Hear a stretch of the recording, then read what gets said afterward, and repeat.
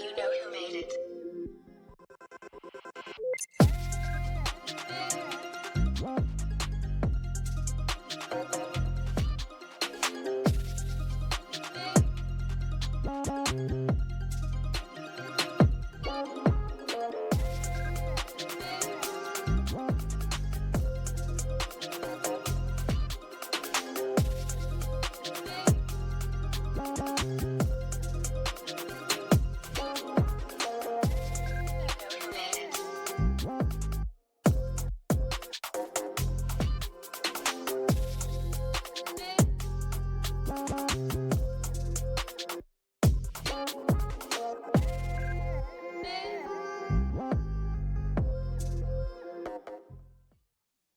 Hi, hey, hello, good morning, good afternoon, good evening, and welcome back to 10X's Deadlock League. Yesterday, we started with 16 teams, but today, only 4 remain. My name is Tanner Metro.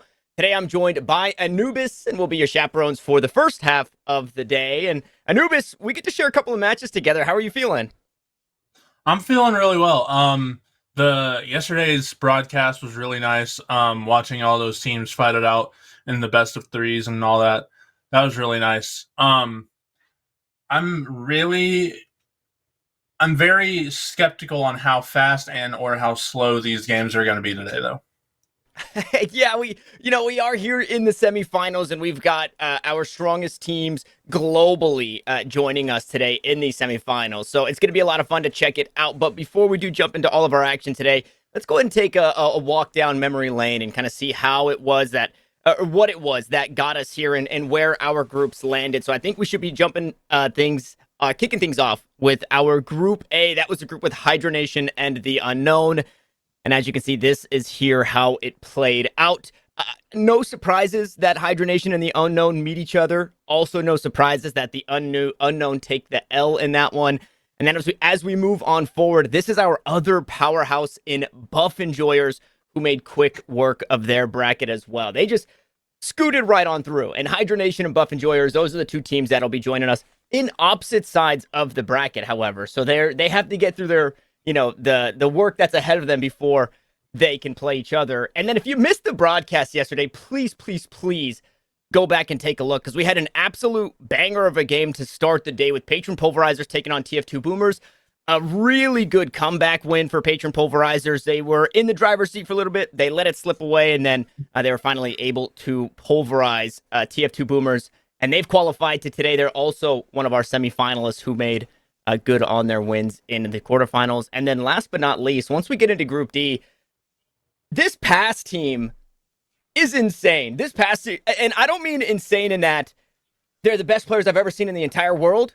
Obviously, they're great players, but the wins that they had yesterday were insane. The series they had against TF2 Boomers yesterday was insane. So I implore anybody to go back and take a peek at the broadcast after this one, of course, just in case you missed any of that action. And as we kind of sped through that, Anubis, did anything stand out to you? Was anything super exciting to you? Was there anything you wanted to touch on these teams?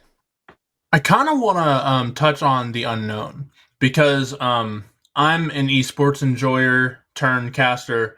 I love watching esports. I love watching all kinds of esports. Hell, I used to watch esports to go to sleep. Um, I used to watch a lot of Smite esports, and I used to watch a lot of Overwatch esports. And the Unknown have two very strong players in that squad of Venenu and Panda Cat. And I'm kind of surprised that they lost to Hydronation as quickly as they did. Because, Hydronation also has some of those esports players like Hydration and Quig, but I guess it's the difference in the playstyle, because Hydration is obviously a FPS player, and Quig came from Smite Pro League as well. So it could be the dual information coming in. It could be whatever. But I'm very surprised that Venenu and Panda Cat aren't as good as you think they are. Their team isn't, anyways. Yeah, I mean, that the Hydronation squad, it really needs no introduction, but we wouldn't be doing our jobs if we didn't give them an introduction, right? You mentioned Hydration, you mentioned Quig, you've got Leffa, DMB, Flick, and Rocker. all have their own incredible backgrounds, right? Leffa up there with hydration in where they come from in, I believe, the Overwatch world. I'm pretty sure Yeah. Rocker has some comp Apex. So the shooting aspect is there.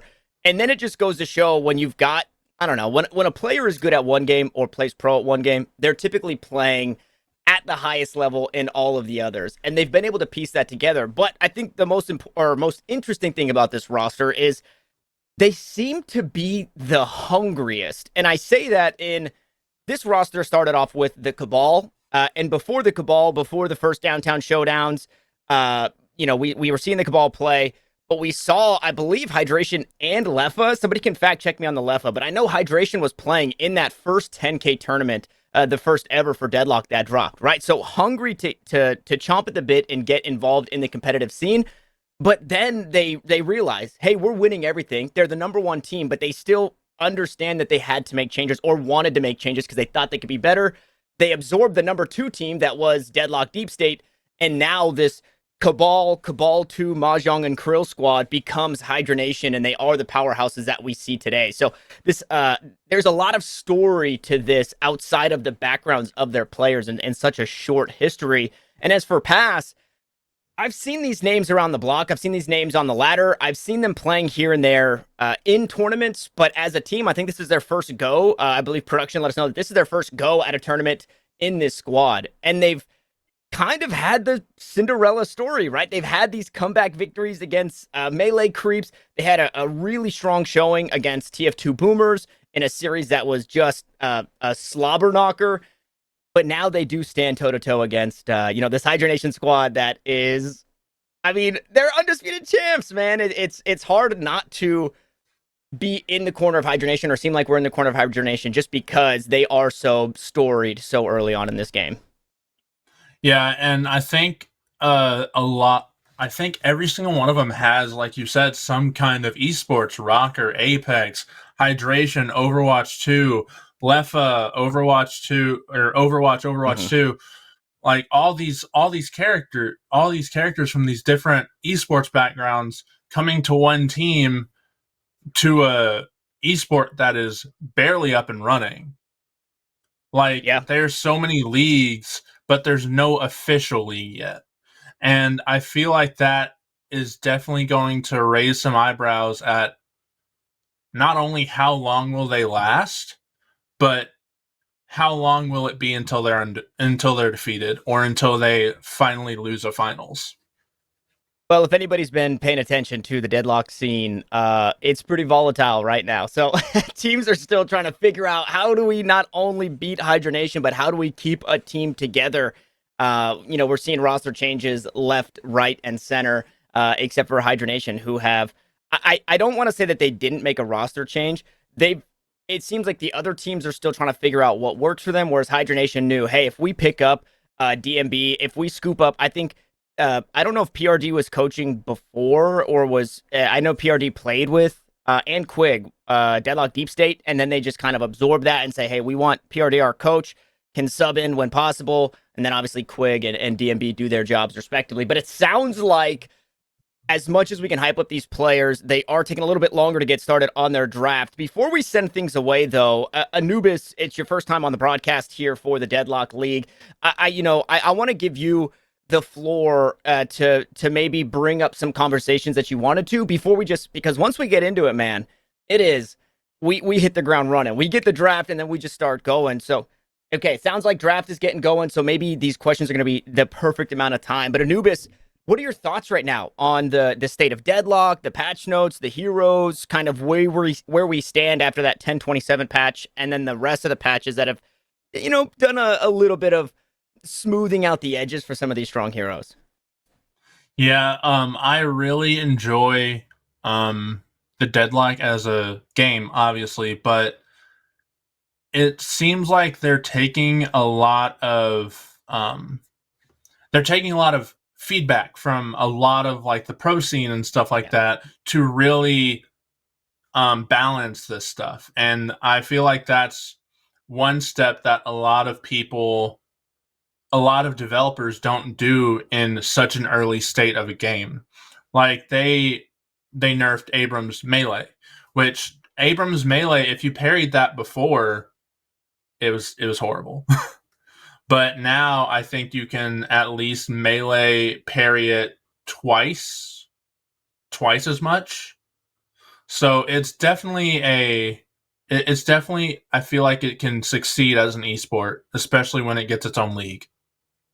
Yeah, yeah. I mean, I've seen some people jumping the gun a little bit. I think closed alpha, although it closed, we use very loosely because basically everybody's been able to get involved. And if you don't have an invite link, DM me and I'll, find me on Discord or something, and I'll shoot you an invite and try and get you into Deadlock if you haven't gotten already. But I'm pretty sure the 8 trillion people who Everybody live in who this wants world, to. yeah, yes, exactly, everybody's involved. But with that, people fighting for ranked and people trying to kind of push the envelope. And I think it's great that we're getting it because they're able to test it and maybe you don't put a whole lot of weight into it.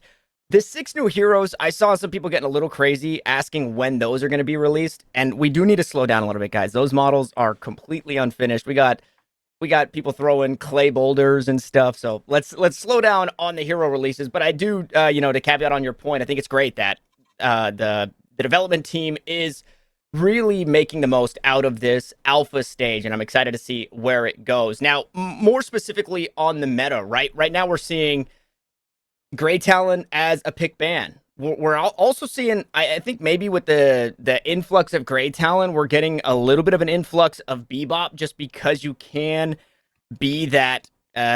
I'll call it a counter, but you can rip the Gray Talon out of the sky, right? So you really force the Gray Talon to be thinking Yeah. about more things in the game. Is there anything else specifically meta related or hero related that you think is a standout or that you think we might see today?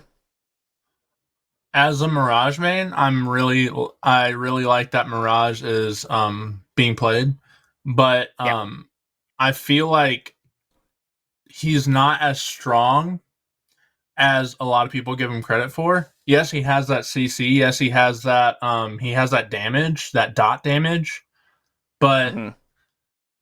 I feel like people are relying too much on the CC in his kit and too much of the fire scarabs um to really bring in other people.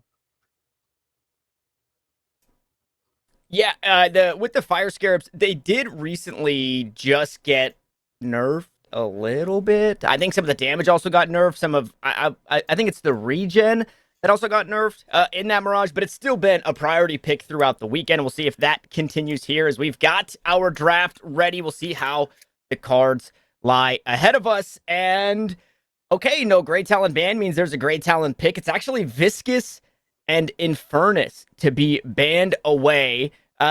First looks, Anubis, what do you make of this draft for both of these teams? I really like the Mirage pick. I'm pretty sure he's going to go with Mo and Krill on the pass team. I'm not 100% yet, but it does look like he will definitely um, be in a good lane with a duo. And Hydronation, it's not that far off from what we've seen from him before, especially yesterday. Yeah, about the same. The Shiv being in there, right? Shiv has obviously lost a little bit of that play, but it has worked its way back on in. I think that'll probably find its hands. Oh, I don't know who picks that up. We've got the Bebop Ivy. I know Quig plays that support role. Quig probably on that Ivy. Yeah. Is that a I guess a Lefa Gray Talon? No, a Lefa Um, Bebop. It's got to be. I don't know why I'm being so silly. It's got to be a Lefa Bebop. We've seen. This is a question for chat? Is Lefa the best player in the game? Right. Lefa has a few clips online right now.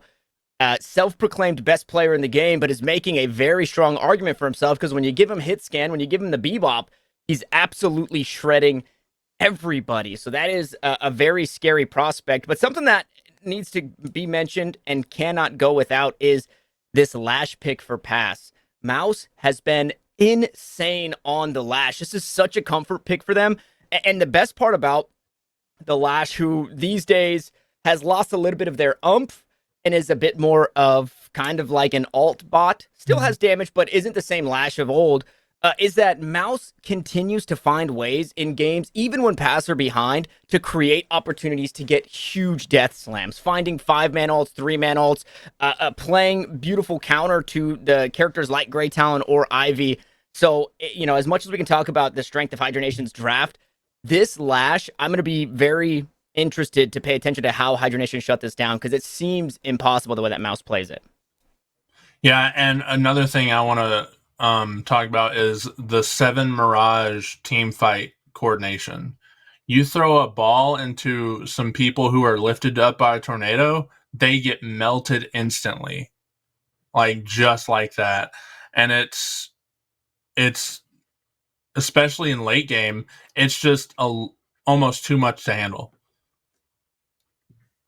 Yeah, Seven did again kind of a step down. Was sitting heavy atop the pedestal very comfortably, but has slowed down quite a bit. The Wraith making its way through. Also, another comfort pick for the Wraith player on pass. Mo and Krill is a pick that we've seen a little bit of, and we've seen it in the solo lane.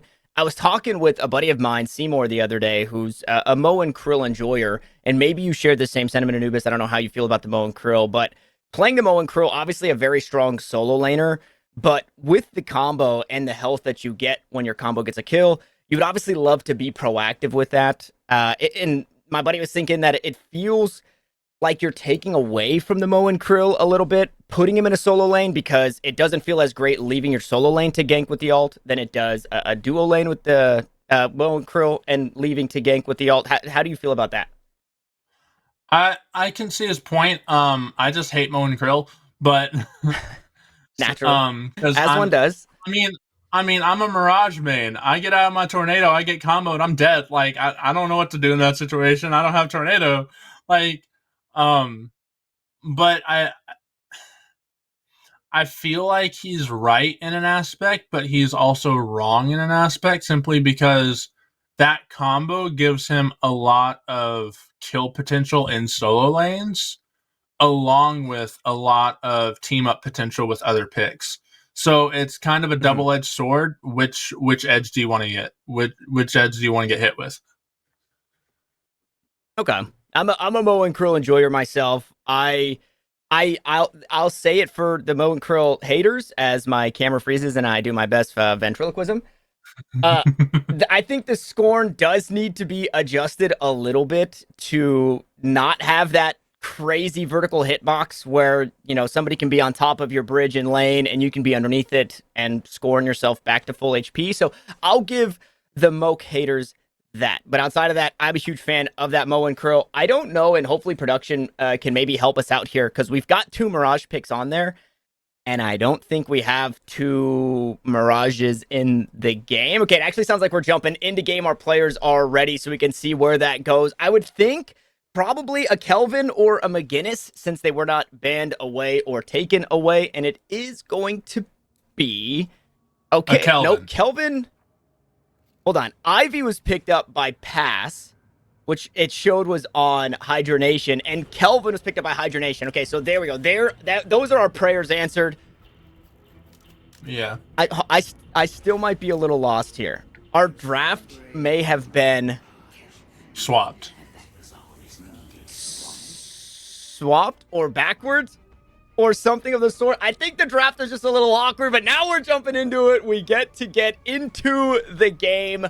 Pass Pass your has Amber Ivy. Hand Hydronation, your Sapphire Flame. And yes, Pass are going to be rocking that Ivy, that Bebop, that Abrams, that Shiv, and that Grey Talon, and Paradox, respectively.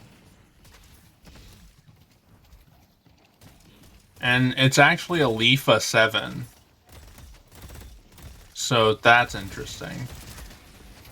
Yeah, Seven has proven to be, I think, the one hero that Lefa plays where he actually plays it in the duo lane. Lefa pretty notably wanting to play that solo lane, but has succumbed to maybe a weakness of the Seven to not be the strongest in the solo lane.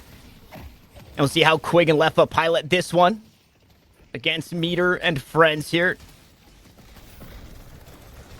Yeah, and it looks like Mo and Krill and Lash are getting pushed by Grey Talon and Ivy into their base, which is kind of interesting. Yeah, the Great Talon, as strong as can be. The Ivy, not the strongest in lane, but definitely once you have it coupled with something like the Great Talon that can just continue to poke on through. Fortunately for that Greenwich lane, both Mo and Krill and Lash have really good sustainability with that Scorn and with that Flog. So they'll be all right to hang out underneath their Guardian. Meanwhile, Quig and Leffa just keeping this pressure on. You can see the health bars getting low there for Meter on that Bebop. And the Paradox just going wide on the kinetic carbine there, trying to find a bit of chip damage. Nice grab, though. Okay, hold on. Beautiful parry, though. Huge there from Quig, which will allow Leffa to find the kill. So Meter's gone.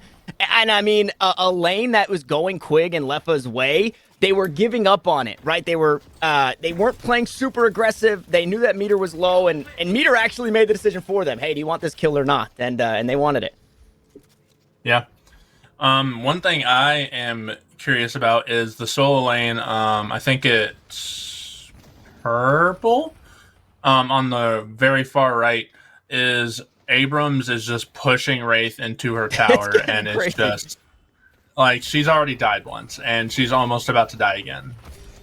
Yeah, I mean, all the way under turret. No, it's actually the Abrams that goes down, but on the opposite side, Rocker stepping a little bit too far forward. He gets aggressive to take the tier 1 Denizen camp and gets punished for it. So a nice rotation over from our Grey Talon to make that one possible. Man, he's just one of those pumpkins. He's just one of those pumpkins. But yeah, it looks like things are getting kicked off with the rotations already by Grey Talon, which looking at his build, he's already hitting hard. Yeah, that's the charge shot for you, and the cooldown is not as long as maybe it should be. Hydration dancing around the terrain here, trying to make things as simple as possible as they look to keep this lane pressured. Meanwhile, we hop up top to take a peek at how Greenwich is actually playing out here. Spooky, again, sending those shots out, getting good damage. That's going to force the Lash out through the Veil and back to safety. We'll see what the purchase is there. I'm not too sure if they've got a healing right online, but we know how strong that item can be in lane. And another charge shot ripping on through. I mean, this has been a tough lane here in Greenwich for Hydra Nation, but a team that we know are happy to play safe here. Now Mercedes looking to make a play elsewhere after dying in his lane. Try to get something done uptown Broadway. Finds the stun onto Leffen. Unfortunately, no follow-up means no kill, but just pressure, and now the looming thought. Looks like he's getting cut off by Wraith. Wraith has the ultimate. Actually used it there. The telekinesis popped. Does Mercedes goes down? Yes, he does. There it is. DMB going to find another kill. And meanwhile, as soon as the Abrams goes back to his home, Leffa and Quig get aggressive again and find another kill on the Meter and make it the Paradox as well. Yeah, I'm not even going to try to pronounce that name. But, yeah, it looks like they're rushing that lane again and just bum rushing it to kill the Kelvin and the... is it... 7. Yeah, they've killed the 7. He's already back. They're bum rushing Kelvin down there.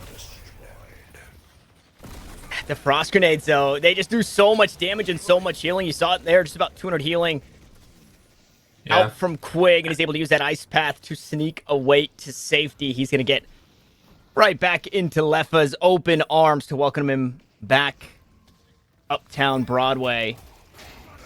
Meter pushing aggressive, though, finds a grab, pulls him in, charge shot behind him, has the sticky bomb on. What's the answer? Taken down, maybe? No, it was just trapped up. Leffa doesn't fall, finds a way to survive, and you have to think that Quig played a part in that one in keeping his carry alive as the charge shots continue to rip on through, but it's only health bars going down, not bodies. Yeah, and that's one thing about Kelvin in a lane, just... if you're upgrading that one, it's going to be so hard to take your partner down. And later game, it's going to be so hard to take your team down because just one good grenade can hurt you and also heal the team up from every single thing you hit them with. And although there's been a lot of And look, pressure Broadway, we're seeing pressure on the opposite side. Rocker getting tunneled there. Two players pushing him down. Mercedes, I mean, this is just a similar story that we've seen for Mercedes, right? This Abrams has not been able to get their feet underneath them. And Meter's going to try their darndest to make something happen again, but you pull someone in, and that means immediate death. We've seen it a couple of times now, and that same story continues to play out here for Path. yeah, but Amber Hand got Leffa in the process, which I don't know if that was a 1v1 or what. I believe it was while that team fight was going on. But the thing about this game is these spawns are so fast in early game that a death hardly matters except for souls. That's all it's good for. Which, I mean, souls are souls. Yeah, you're not wrong there. And Leffa going down, he doesn't have the most net worth. Is Rocker trying to get some payback there onto Caboozle, and he does find that elimination. So nice pickup, and it's forced the Paradox to rotate over to try and keep this Guardian standing. Pass, already down one Guardian. It's that downtown park on the right side of your map.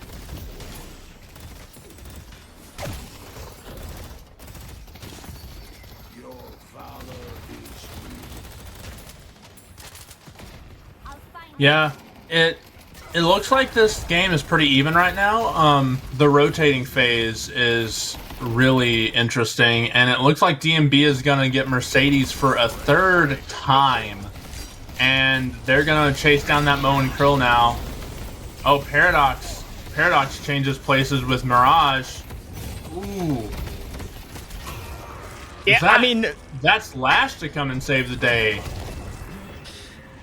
Yeah, and you cannot kill Mo. It finally does eventually go down, but gets right in the face, hits a score, and Hydration tops himself off. And in the meantime, Flick is the one to come and play backup. He plays Calvary and is able to keep that Mo and Krill alive for a little bit longer. Mercedes, though, trying to punish Flick for hanging out for a little too long, but that seismic impact, I mean, it goes without a target. It finds absolutely nothing, and now he's just searching for ghosts.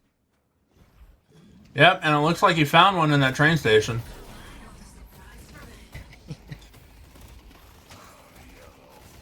But yeah, I'm surprised Rocker actually.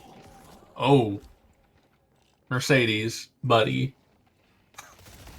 It happened again.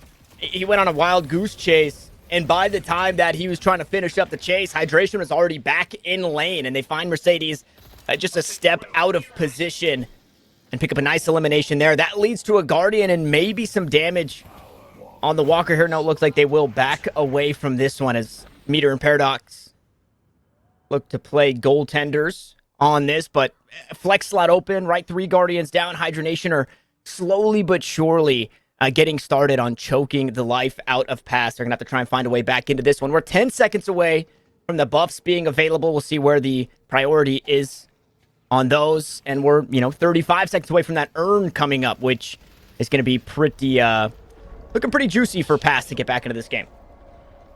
Yeah, that urn is the way they changed it is definitely going to be interesting to see how it changes how professionals play this game. Yesterday we saw it, and yeah, go ahead. Oh, actually, hold that thought. A fight here. Hydration may be caught out. So hard to kill the Mo, though. Sandblast will make sure nobody else can shoot. And Hydration manages to survive. That is what this comp does well for Pass. It's finding picks, but you just have to find the right target. Mo and Krill, too hard to kill at this point in the game. Rocker, however, is not. And as we go toe-to-toe once more, it's Caboozle to pick up a couple of kills on this shift, finding the executes. The globe goes down. Flick wants to get into the fight, and he'll help secure a couple of kills for the squad as well. So a bit of a back and forth, but it's Pass on the losing end of this one as Paradox goes down, and Hydra Nation continue pushing forward. 17k souls the lead for our Sapphire Flame. Yeah, but that Grey Talon swooped in and got the urn, and it looks like he's taking it to his own jungle. Hopefully, maybe? Not sure if he's going to make it, though. It looks like they're defending him well, though. They're getting some damage on this Amber Walker. So they do get that urn. Flick wanted to try and deny, but not really in a position to do so.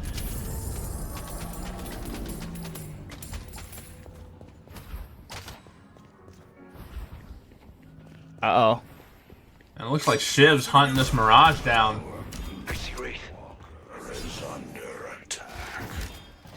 Yeah, we'll see if Rocker gets away. He's a little slippery. It's Meter. They're not Looks like somebody he ran off. straight into... It looks like he ran into Kelvin's arms. Got away.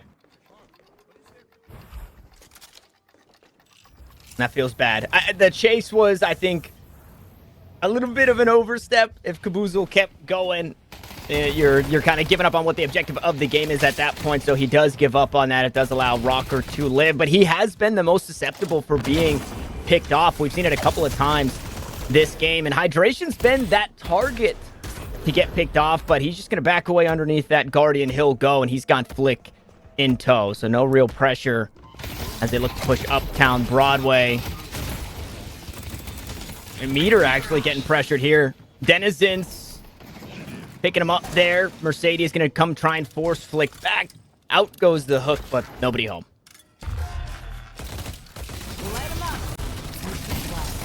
Oh, it looks like they're getting Shiv here. Ooh, and DMB just melted. And with that active reload, it's going to be pretty easy to get this Walker, get it close to done at least.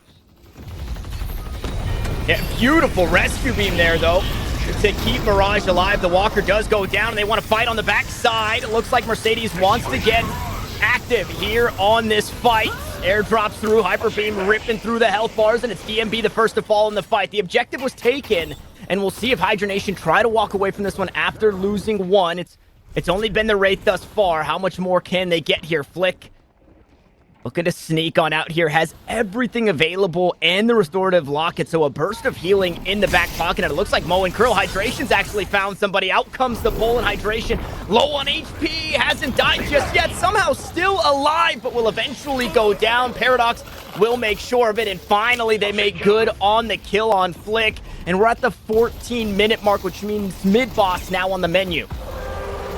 Yep, and it looks like they're gonna easily get it. Oh, wait, no. Because Hydra Nation is posturing to retake. Yep, Rejuvenator's coming on through. They do not have the frozen shelter, though. They just have to try and get in for the heavy melees. Parries come through, stuns are out, and pass secure it. But here comes the Storm Cloud to rip through the health bars and get those rejuves offline as soon as possible. 4 players down. The objective picked up, a 5th player just around the corner as Caboozle falls. So Hydra Nation, they make good on the best that they could get. But the Rejuvenator, the mid-boss, it goes the way of Pass. Yep, and they have 3 people without rejuve now because they died while getting rejuve. So that's not gonna feel good.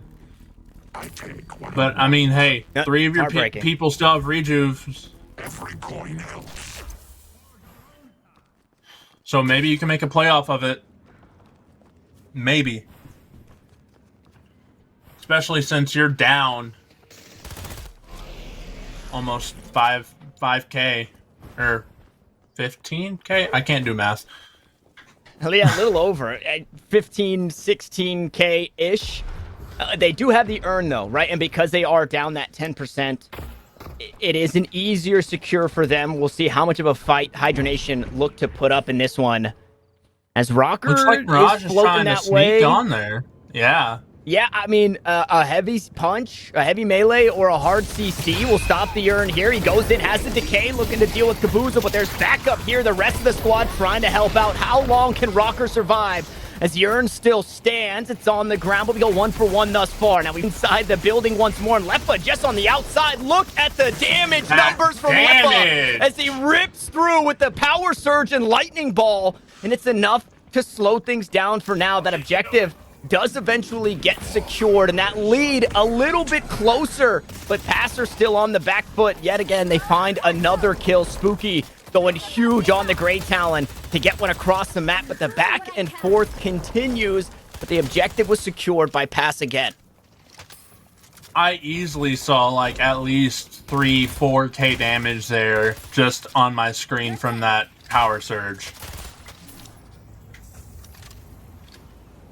That was a lot of damage. And in a position where Leffa was never in danger, just playing on the outside of the doorway, and the damage numbers going absolutely crazy. Maybe a little more happens if that second lightning ball finds its mark, but either way, big damage from Leffa. But the objectives are continuing to go the way of Pass, which is exactly what they need. Now, unfortunately, if it stays this well for the next 3 minutes, that urn is going to be clocked at, what, less than 10% difference? Possibly, probably. Yep. And then you're looking at a neutral urn, and that objective, that comeback mechanic, it gets a little bit harder to secure. So we'll see. That 20-minute mark is where I'm keeping my eyes on. Obviously, the next 3 minutes of the game matter if we go crazy in team fights. But 20-minute mark, no, that's not good. Never mind. We don't have to talk about the 20-minute mark anymore. The Pass are falling apart. They're playing around the map, looking to take objectives, and they're getting punished for it. Punished hard, too. Going back to that power surge ball, I don't think that damage could be fixed by flex tape even. No, not at all. Flex tape could not fix that. Or the damage that was just dealt to the entire team of Passes. I mean, from one side of the map to the other, 5 players died.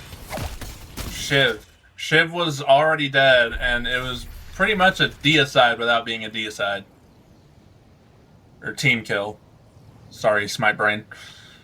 I was like, I don't know what that is. You're going to have to explain that to me. It's just a team kill. So, close. A split team kill there for Hydra Nation. We've now grown that, what was a closer 9K Souls lead up to a little bit closer to, what, 18K? I'll say right. Not that math? 16K. A little over 15K, which means Passer's still in a good spot, right, to play this next urn that's going to be spawning here in just over a minute. Buffs available again. Mercedes able to secure a Guardian. Pays for it with his life, but is able to open up the map a little bit and you know, allow Pass to feel a little bit safer in some of these lanes and take away from that forward pressure that Hydra Nation can put on the Amber Hand lanes as those Guardians continue to go down. 1-2 still stand, however. So we're without a flex spot, and you can see it in the build right now for Meter. It doesn't feel great. Outside of, you know, looking to upgrade some of those items, you'd love to have something new. Whoa, things get weird. Here we go. Grab for grab. A rescue beam on the combo, and Hydration somehow makes good on that, actually coming out on top. And this Hyper Beam is not healing the numbers that you would have hoped. So Meter should go down here shortly as Hydration so healthy inside the frozen shelter. We jump onto the outside. Here comes the Guided Owl. It finds some stuns, but what more can you get? Engineer falls, Caboozle follows behind it, and it's everybody here from Hydra Nation trailing behind the limping and whimpering members of Pass as they work their way back into their base. And Mercedes goes down yet again. Mercedes is just too little too late. Like, I don't know what he's doing, but it's just, he's just barely too late to these fights every time. Yeah, I mean, it's tough. The last 2 fights that we've seen from Pass, not everybody's been involved. Well, I say past 2 fights. I'll say the last 2, you know, team deaths for Pass have been getting picked off around the map, and then that one there where Spooky, unfortunately, not close enough to deal with that fight because he was dealing with one of the side lanes. He was able to assist with the Guided Owl, but we all know what this Grey Talon means, right? A 6-2-6 Grey Talon, that hybrid build that does so much damage. Not being there is, I mean, that's catastrophic for a team fight at this point in the game for Pass. Yeah. One thing I do have to point out, though, is the server.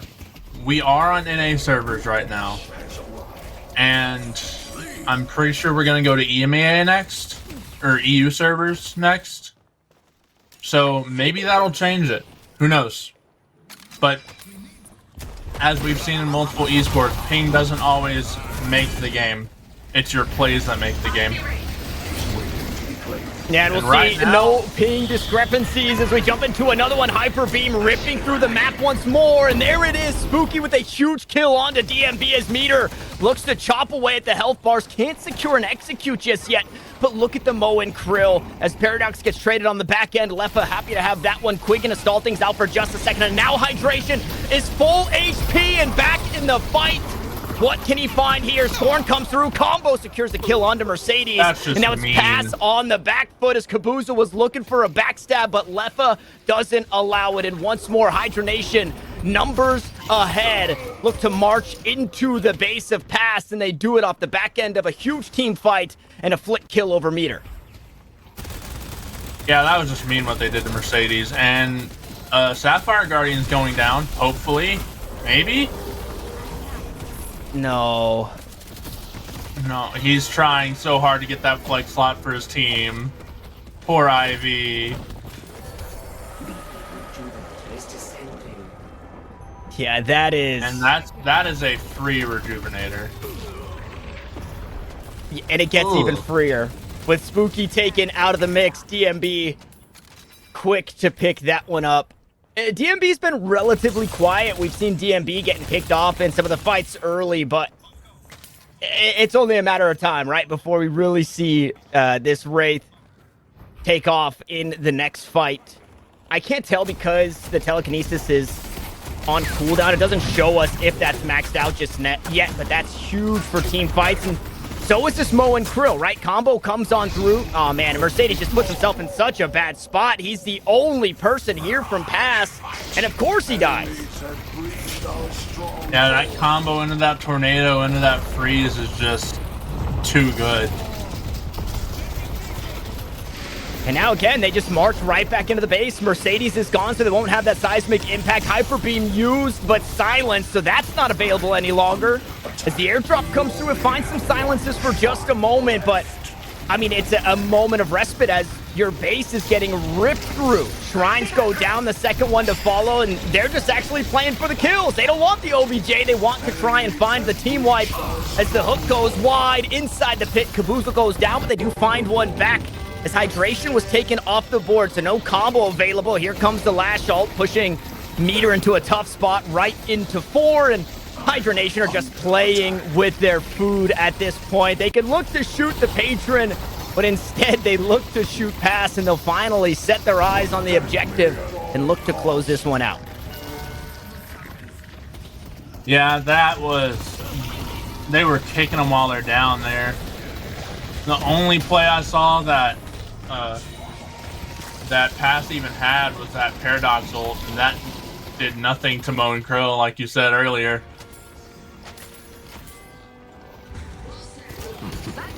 And it's the last stand. Final push.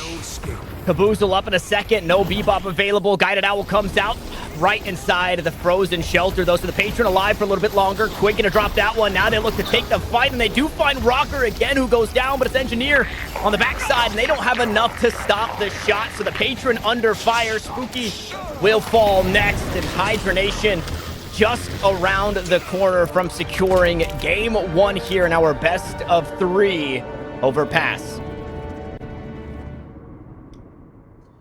Yeah, that was kind of a roll, but I mean, can't really do anything about it. All you can do is go next. Yeah, you know, we've seen worse games. This is a 25-minute banger. It definitely took Hydronation quite a while to close out the game there. A couple of missteps from Pass where we saw them overextending, getting picked off in some of these lanes. I think the call on mid-boss with 4 players still alive, if you know anybody on the side of Hydronation, you know that they're going to try and make that play. And although the mid-boss was secured, Hydronation walk away winning the fight and resetting 3 of those Rejuvenators nice and early. So just a couple slight missteps there for Pass. And I think we're maybe looking, if not at a Pass win, a bit deeper of a game where we can start to see these players really shine with their builds and maybe get a flex spot available. That feels the worst for them. But with that, this is a 3-game series.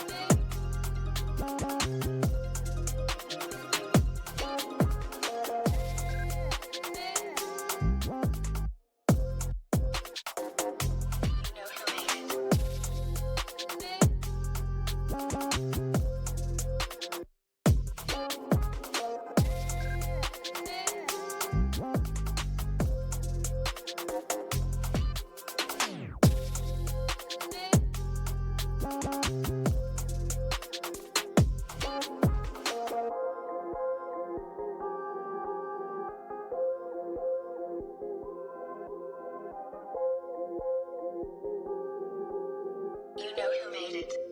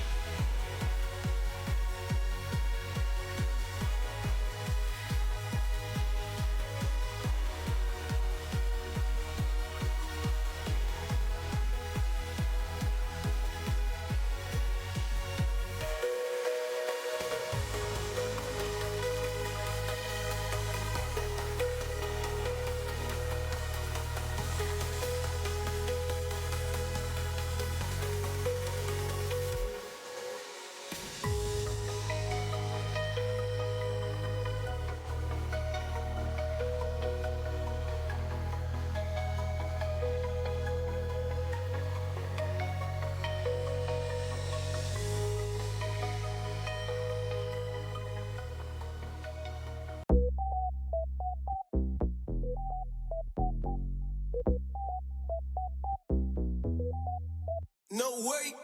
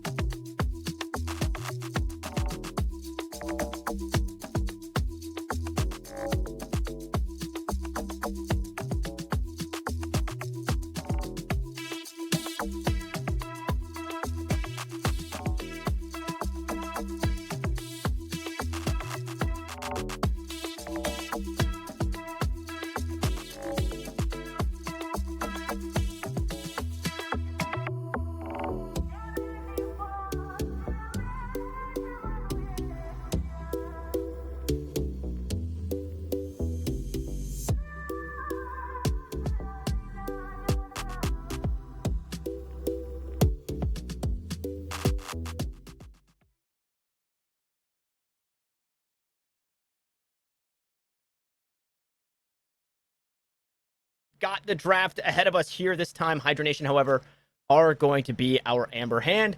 Pass your Sapphire Flame, which means Hydra Nation, they get first ban, they get first pick, right? If anybody's unfamiliar with the way that things play out, it's usually ban, and then 1 pick, 2 pick, 2 pick, and then 1, 1, 1, 1, 1, 1 as we go all the way through. So we'll see where they put their priority, because Grey Talon is a scary prospect right now.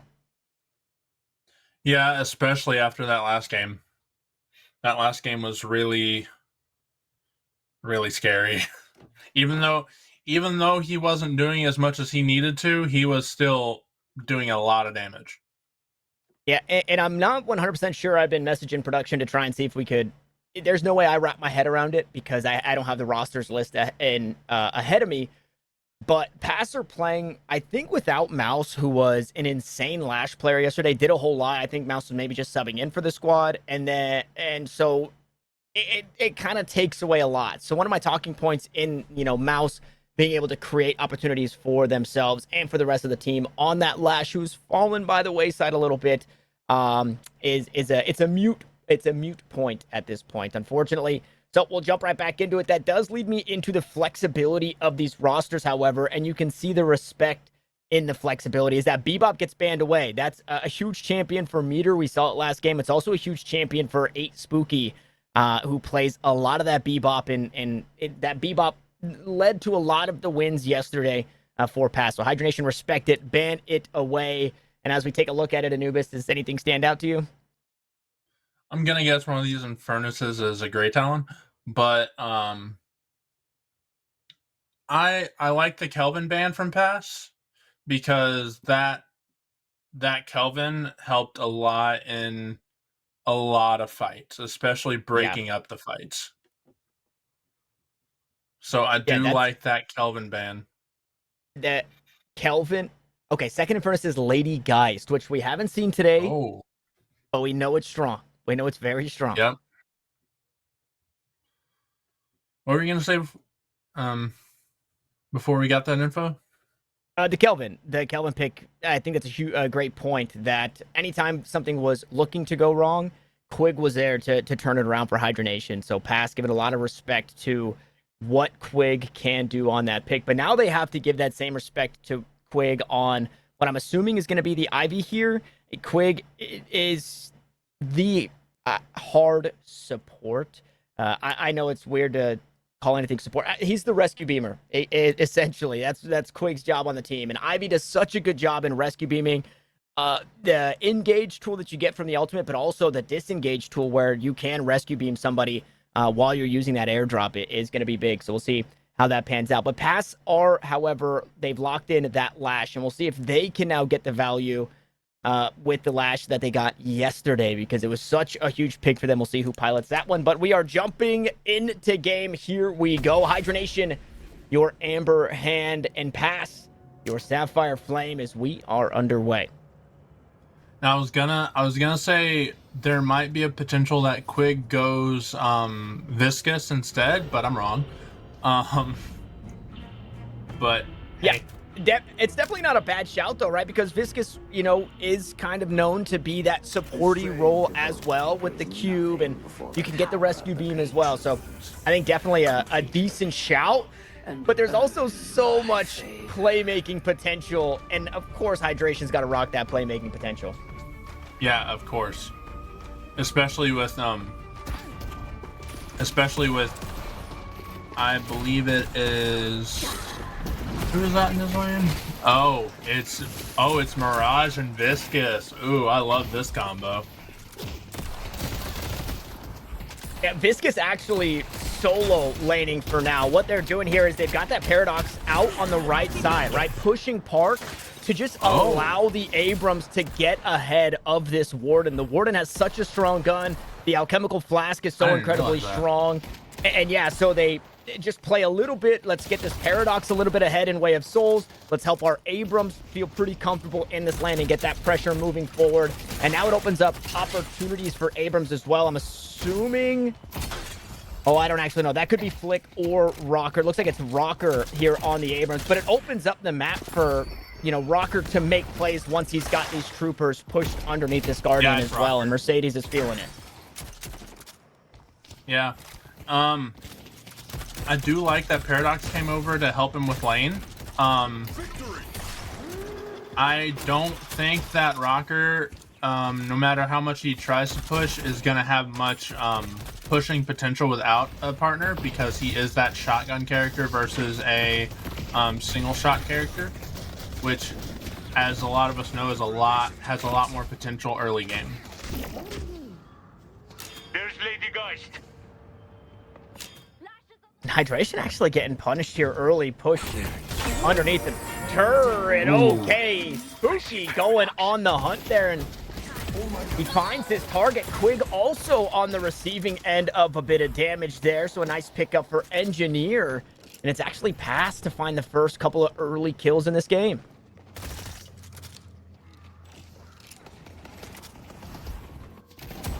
Yep, but those respawn timers are very, very short right now, since it's only 2 minutes in, and you can see how short they are. They're already back.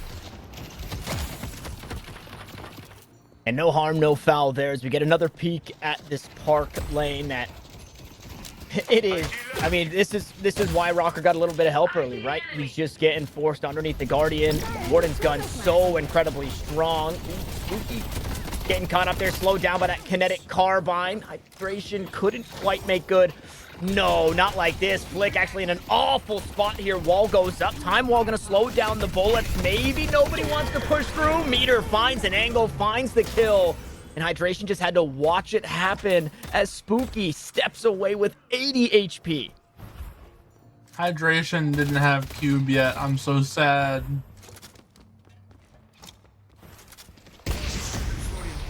Tough, but back in lane. Meanwhile, we jump on over to Greenwich. Flash under a bit of fire here. Cigarette Angel forced to back away. Engineer also a little low, and we're still a little far from that Lady Geist is too scary to push mark, right? She doesn't have the ultimate available. Quig getting aggressive once more. DMB at his back, but the Ivy's just got no HP, and again, punishment coming from passes. The souls are staying even, but these kills are all going the way of pass. Yeah. It seems like they've taken a bit out of Hydronation's book and gotten a little bit more aggressive early game, trying to give their Warden a bit of pressure, or no, trying to stay their lanes. And even though that Warden or Abrams had a bit of pressure in their lane, he still hardly has the Guardian. Yeah, he's pushed all the way up. Rocker actually the only one with ult available, and now Meter gets their ult online. If they want to, they can rip that heavy barrage here. Slepa getting absolutely cooked there by Caboozle. The strength of the Infernus Flame Dash doing so much. Meanwhile, that heavy barrage does come on through. They are going to look to try and secure this Guardian to the best of their ability, but it does not want to go down yet. Spooky gonna hang out for a little bit longer. They've got the troopers to do it, but now the fight, which way does it go? Kinetic Carbine already used. Can they try and rip him out of the sky? No, he drops down willfully there as Flick will put the pulse grenade down. They do make good on one. Puddle Punch gonna put Meter high in the sky, and what goes up must come down. We'll see if that finds itself in way of kills as we go melee for melee. It's a cute play, and Flick is there to secure. So a good response to the Guardian. Pass overstaying for the objective. They got the objective, but they were punished for it. And now Lepa not happy about what happened previously, trying to find a way into this fight. Quig's here to help, though. Out comes the airdrop, and down goes Caboozle. Yeah. Oh, and Blake dies to Meter. It looks like McGinnis and Hydration are having that melee battle once again. They really just like boxing, don't they? Yeah, nobody landing the parry there, unfortunately. Mercedes trying to get something done for himself. Put a little bit behind with the early laning situation, and then a kill coming out from Rocker, but has very comfortably got themselves back in this game and are looking to make plays around the map as they go on the hunt. Oh, leaving the boxes. Take the boxes. Uh-oh, Quig. DMB's here, though. I don't think they can make this happen. Mercedes is going to get caught. Mercedes was hanging out at the shop trying to catch out Quig instead. They spot the Warden and take him down. Heartbreaking there for Pass.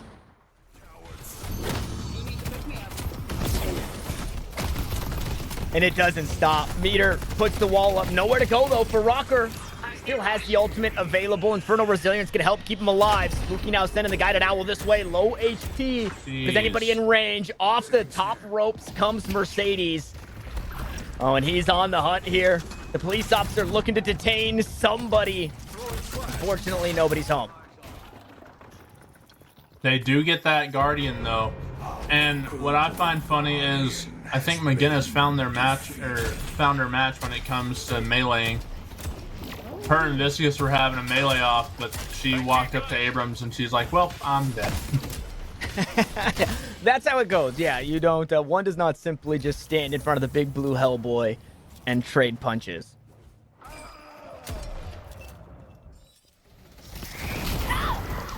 Oh, and it looks like, yeah, just an overstep there. I believe both Angel and Engineer were pushed up, encroaching on the Denizen camps. There for Hydronation, and 3 players respond to it in kind. Paradoxical swap gonna put Spooky through the wall. He dashes through it once more. Pulse grenade at his feet, but can the Grey Talon survive? Out go the Scarabs, down goes Spooky. And now Lash is here. Angel trying to turn things around. Concussive Complexion online. Stun comes through. Stoneform gets it in response. And may be able to back away from this one. Angel going to take to the skies. Doesn't have the ultimate online, but still so incredibly deep Flog to try and keep him safe. As the flame dashes down, the floor is lava, and DMB is on the run through the tunnels. He will go, and it's Flick to find the kill onto the Lash that was overextending. Now Spooky went down before this fight even started. Swings back with a huge Guided Owl to get that one back for Pass, and now Hydration is throwing a wrench into things. He picks 2 up on his own. A very extended fight, but everything seeming to go the way of Hydronation. Yeah, that pulse bomb into Switch that started that fight off was just so clean.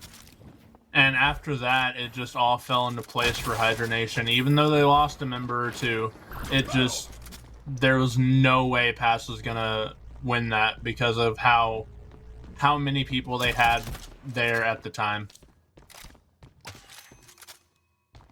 And Spooky even made it back from dying from that swap that you talked about. Speaking of, another one finds its mark, and it seems like at this point, Flick can do no wrong. Quig actually going to take to the skies here, looking to play on the backside, and airdrop not even needed. Meter eventually just goes down, ripping the heavy barrage, and gets no value for it. There is still a Guardian standing here on Greenwich, and this is what they've got their eyes currently set on, but Spooky's looking to hang on to it. And Abrams takes down, and Rocker takes down Engineer. Guided Owl?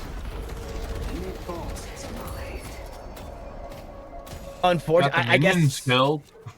Yeah, Spooky maybe didn't think that there'd be any follow-up, even if he did find Quig with the ultimate. And Lefa overextends just a bit.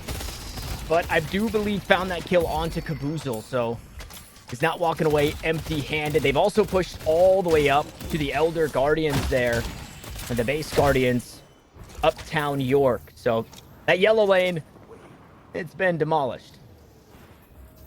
Yeah, but look, Quig has that urn, and it's deep in Sapphire's jungle too. I think they're looking to posture to get it, but I don't think they know how, at least right now. Yeah, I mean, hanging on to that thought. Flick inside the cube. We'll send some shots out towards Meter. Here comes the goo ball. Throwing a wrench into thing or throwing a goo ball into things. Good death slam, but where's the follow-up? And unfortunately, there is none. Angel feeling like they're forced to back away. Kinetic Carbine lands, but the Puddle Punch does not. Out comes the Guided Owl and pass. They're flirting with the idea of looking to get back into this one. Instead, they'll just walk away off the back end of that Owl. The spirit urn is waiting. Yeah, and it looks like in Park, they're getting the Walker. Yeah, Walker taken 4 players, however, leaning this way now for pass as DMV and Rocker. They're going to be in a rough spot here shortly. I say that, but they might just find a way to turn it around. Engineer looking to get into the mix, has the Soul Exchange online, pops it there, but still might die. He dies across the map as well. And the 2 players that stood here on Park now stand in memory as Hydra Nation lose their 2, but they get 4 across the map in response. Yeah, that's a little bit tough.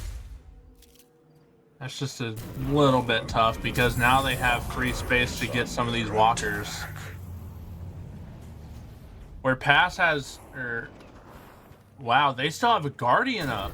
Hydra Nation still has a Guardian up. I didn't even see that until now on Yellow. Yep, Leffa making sure that he can hang on to that one. And that is the ultimate I won my lane against anybody. We saw Caboozle get the first blood in that lane, but Leffa still having the whole lane standing is just a nice one-up over your lane opponent there. But it is still, it's standing souls, right? That is as far as an objective can be for Pass to get. So we'll see if they make any efforts to get out that way as airdrop is online. They are looking to make good on this urn. Meter trying to slow this one down, but he's a step too late with the wall, and he only cuts off half the crew. Now the time wall comes out, and the swap through the veil finds Angel, and the last just has nowhere to go. Seconds late as Mercedes as he jumps on into the fight. He's got the last stand online, but the team is still falling around him. Mercedes as healthy as can be. Spooky in the back line sending the charge shots, but it's 4 players on the opposite side. Caught inside the trap. Caboozle goes down, but Spooky still wants to try and make something happen. Mercedes is without the ultimate. This Warden is so incredibly vulnerable, and with that, they'll look to back away and maybe add bandages to the wound, try and stop the bleeding some way, somehow. Beautiful kill on the backside as DMB oversteps, but he did it for the Walker, and he died for the objective. Yeah, and on the other side, Viscus and Wraith were trying to protect that Guardian. It didn't happen, but they got 2 kills in the process. They got Geist and Infernus, which made that fight so much easier for Hydra Nation to take there. And just when you think you can get something back, somebody's there with a rescue beam to make sure that Flick doesn't die. So Mercedes not allowed a 1v1 there. Survived, was so survivable in that fight with the last stand, and oh my goodness, I have never seen somebody erased so fast. It was a Siphon life kill there for the Abrams for Rocker there. I wouldn't call that a 1v1. I'd just call that a slaughter. Yeah. He just got, he turned into graffiti on that wall. You know, that is, we've seen games honor players with really cool plays by adding something to the map. And I think you're onto something there by maybe adding making the white, exactly, a chalk outline of Infernus on that wall. Yeah. And maybe Warden, look at this, making it shard. Hold up. Last stand is actually ripping through Rocker here. From no HP to full HP, Mercedes feeling confident, but once that ult goes away, I mean, this is it. You've got the muzzle off. The dog was trying to bark, and now the dog doesn't want to do anything. There's absolutely no bite behind the Warden without the ultimate. And Mercedes gets punished again for hanging out. They didn't want that dog barking anymore. Holy, Spooky got annihilated there. And Engineer. Just getting warmed up. And didn't even get the soul swap off in that situation. And unfortunate positioning there from Spooky as we kind of take survey of the souls nearing a 30,000 soul lead for Hydra Nation. So a little bit of a different look this time around as they come to this game so confident off of a game 1 victory. And they're proving why they are the best here in the semifinals. Another Walker goes down. That's the last of them. So more items to be purchased as the Guided Owl is only going to slow things down for a bit. Rocker swinging that book around, find a Mercedes once more. And the Abrams doing Abrams things. 21,000, make it 22,000 souls for the Abrams here. And Rocker's been having himself a good time.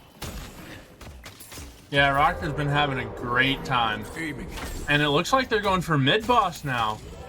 While Pass is licking their wounds and trying to stop the bleeding, like you mentioned, they're getting Hydra Nation's getting mid-boss for free.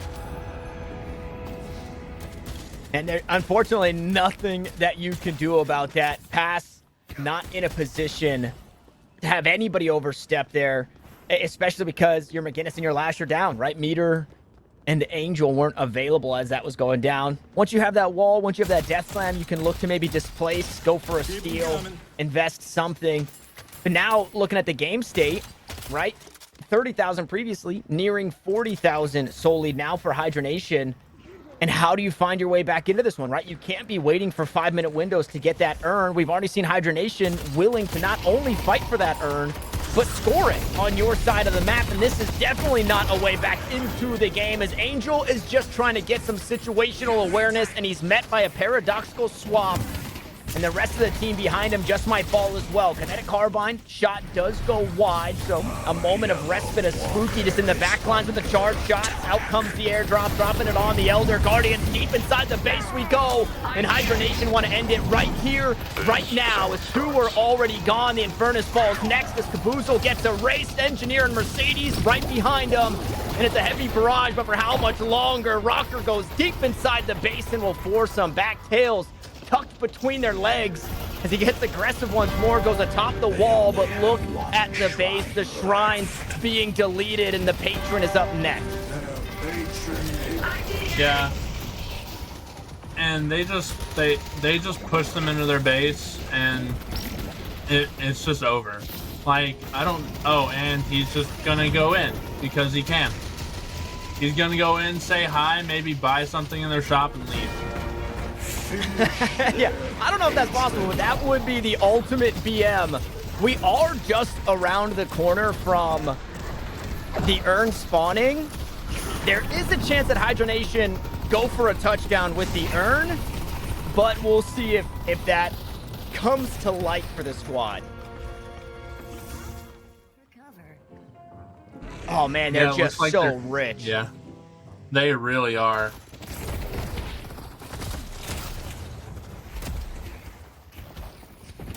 Uh-oh. And Abrams found a new toy to play with. No, Caboozle! Wow, I mean, I don't think anybody is happier about the teleporter swaps right there than Rocker as we jump right back into the base. And you thought they were going to reset. No, not the call at all. They just jump right back in, find a couple eliminations, make it 4.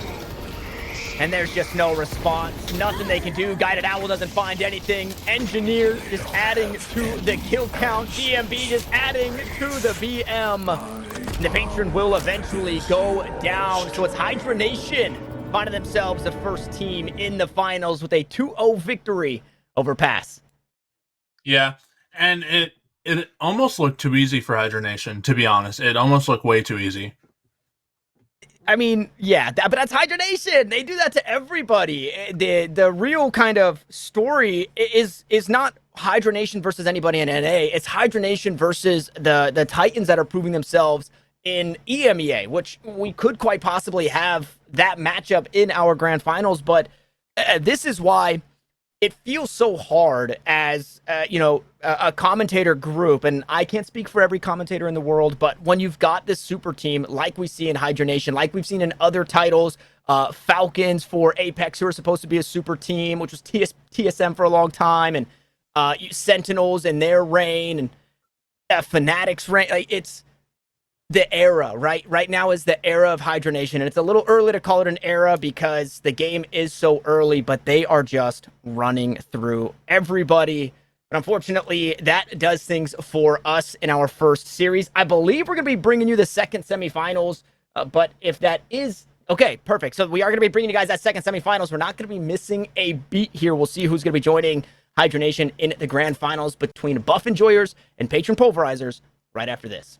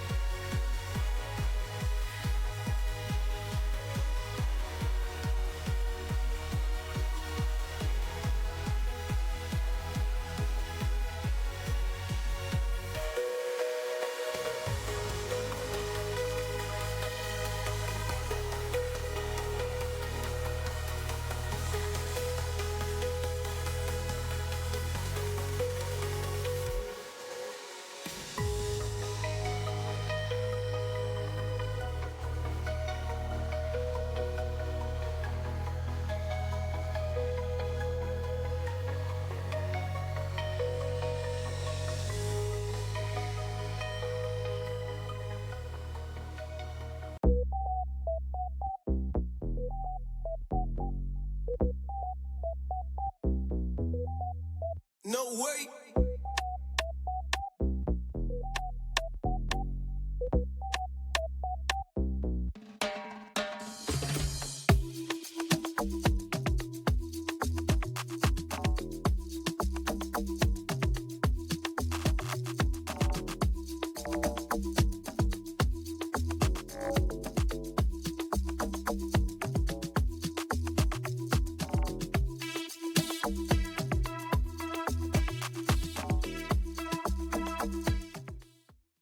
Thank you all for hanging with us through that short break as we get ready and gear up for our second semifinals. We've got the Patron Pulverizers taking on Buff Enjoyers.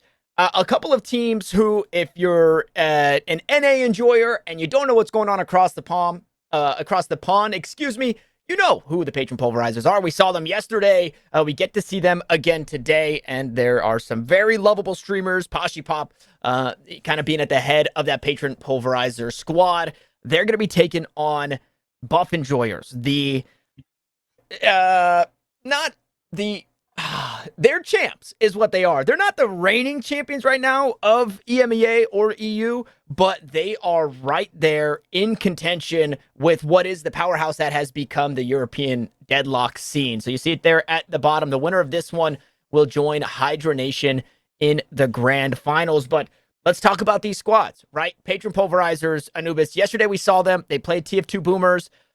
They absolutely dropped a nuke like 17 minutes into the game on TF2 Boomers, and they were able to just run away with it.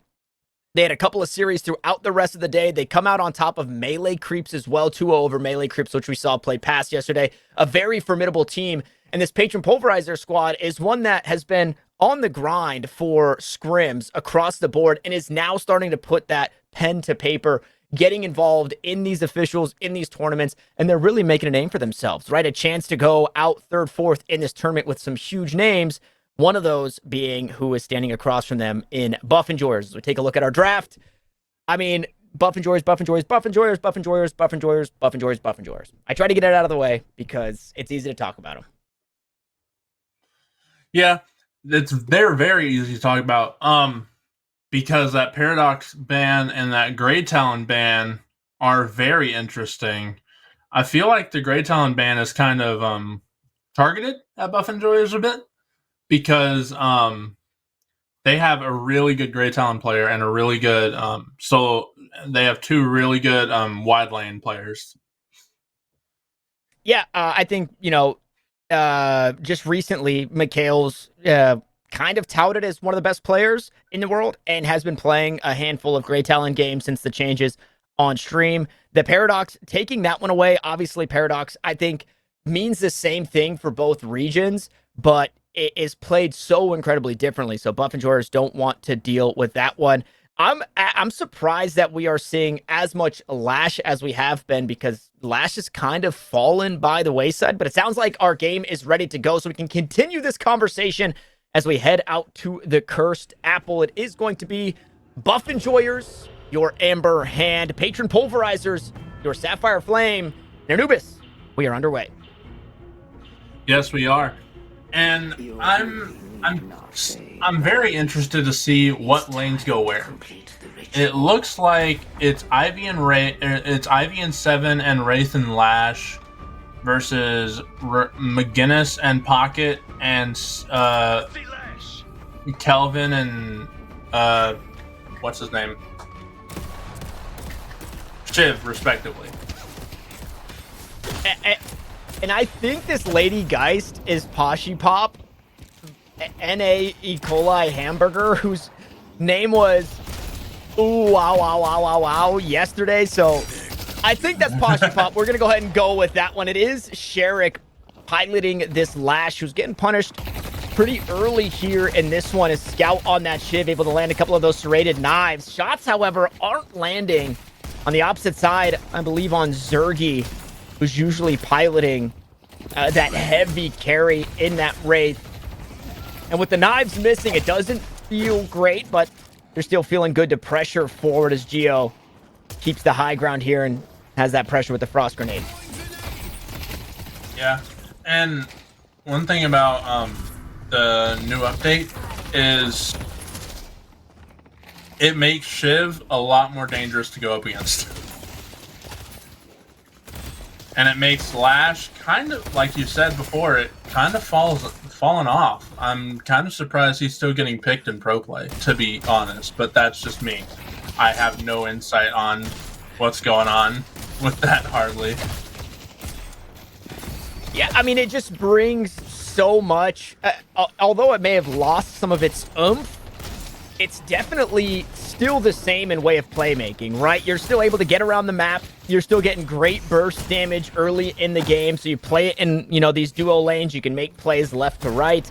And then your ultimate is just such a huge tool to play Peel, to play Disruptor. So you didn't lose any of the playmaking. You lost a little bit of that damage, or maybe a good amount of that damage. Some might feel as, speaking of, Mikhails cannot escape the damage there. Beautiful spectral wall from King Basilius, who is our resident Grey Talon player on this Patron Pulverizer squad, but won't get their hands on it this time around. Looking pretty good on the McGinnis as Dimov, a solo lane terror, actually being forced underneath the turret here by Pashi. Yeah. It looks like that the lanes are pretty even, except for maybe the Mirage and Abrams right now. They're really tug of war right now. And as I say that, E. coli hamburger kills Dimov. Never mind. E. coli hamburger. I'm pretty sure that's Pashi. I'm pretty sure that's Pashi. I could be wrong. But thank you, Pashi, for bringing us the goofy names and brightening the broadcast there. When I looked as that kill happened, I didn't see where the Lady Geist was when it happened, but I saw that the Lady Geist was at the shop, and I'm wondering if that was just a crazy... Okay, never mind. I thought we got like a crazy downtown Essence Bomb, which is, not unheard of from the Lady Geist. Ooh, Arctic Beam, no. Zergy gonna be slowed down a bit. Sherrick getting right into the action, and again, early game, this Lash still feels good, and Geo getting punished there, feeling the strength of the early game Lash. That kill will go the way of Buff Enjoyer. Yeah. And it looks like it looks like Buff Enjoyers are slowly pushing Patron Pulverizers back, except for in Greenwich.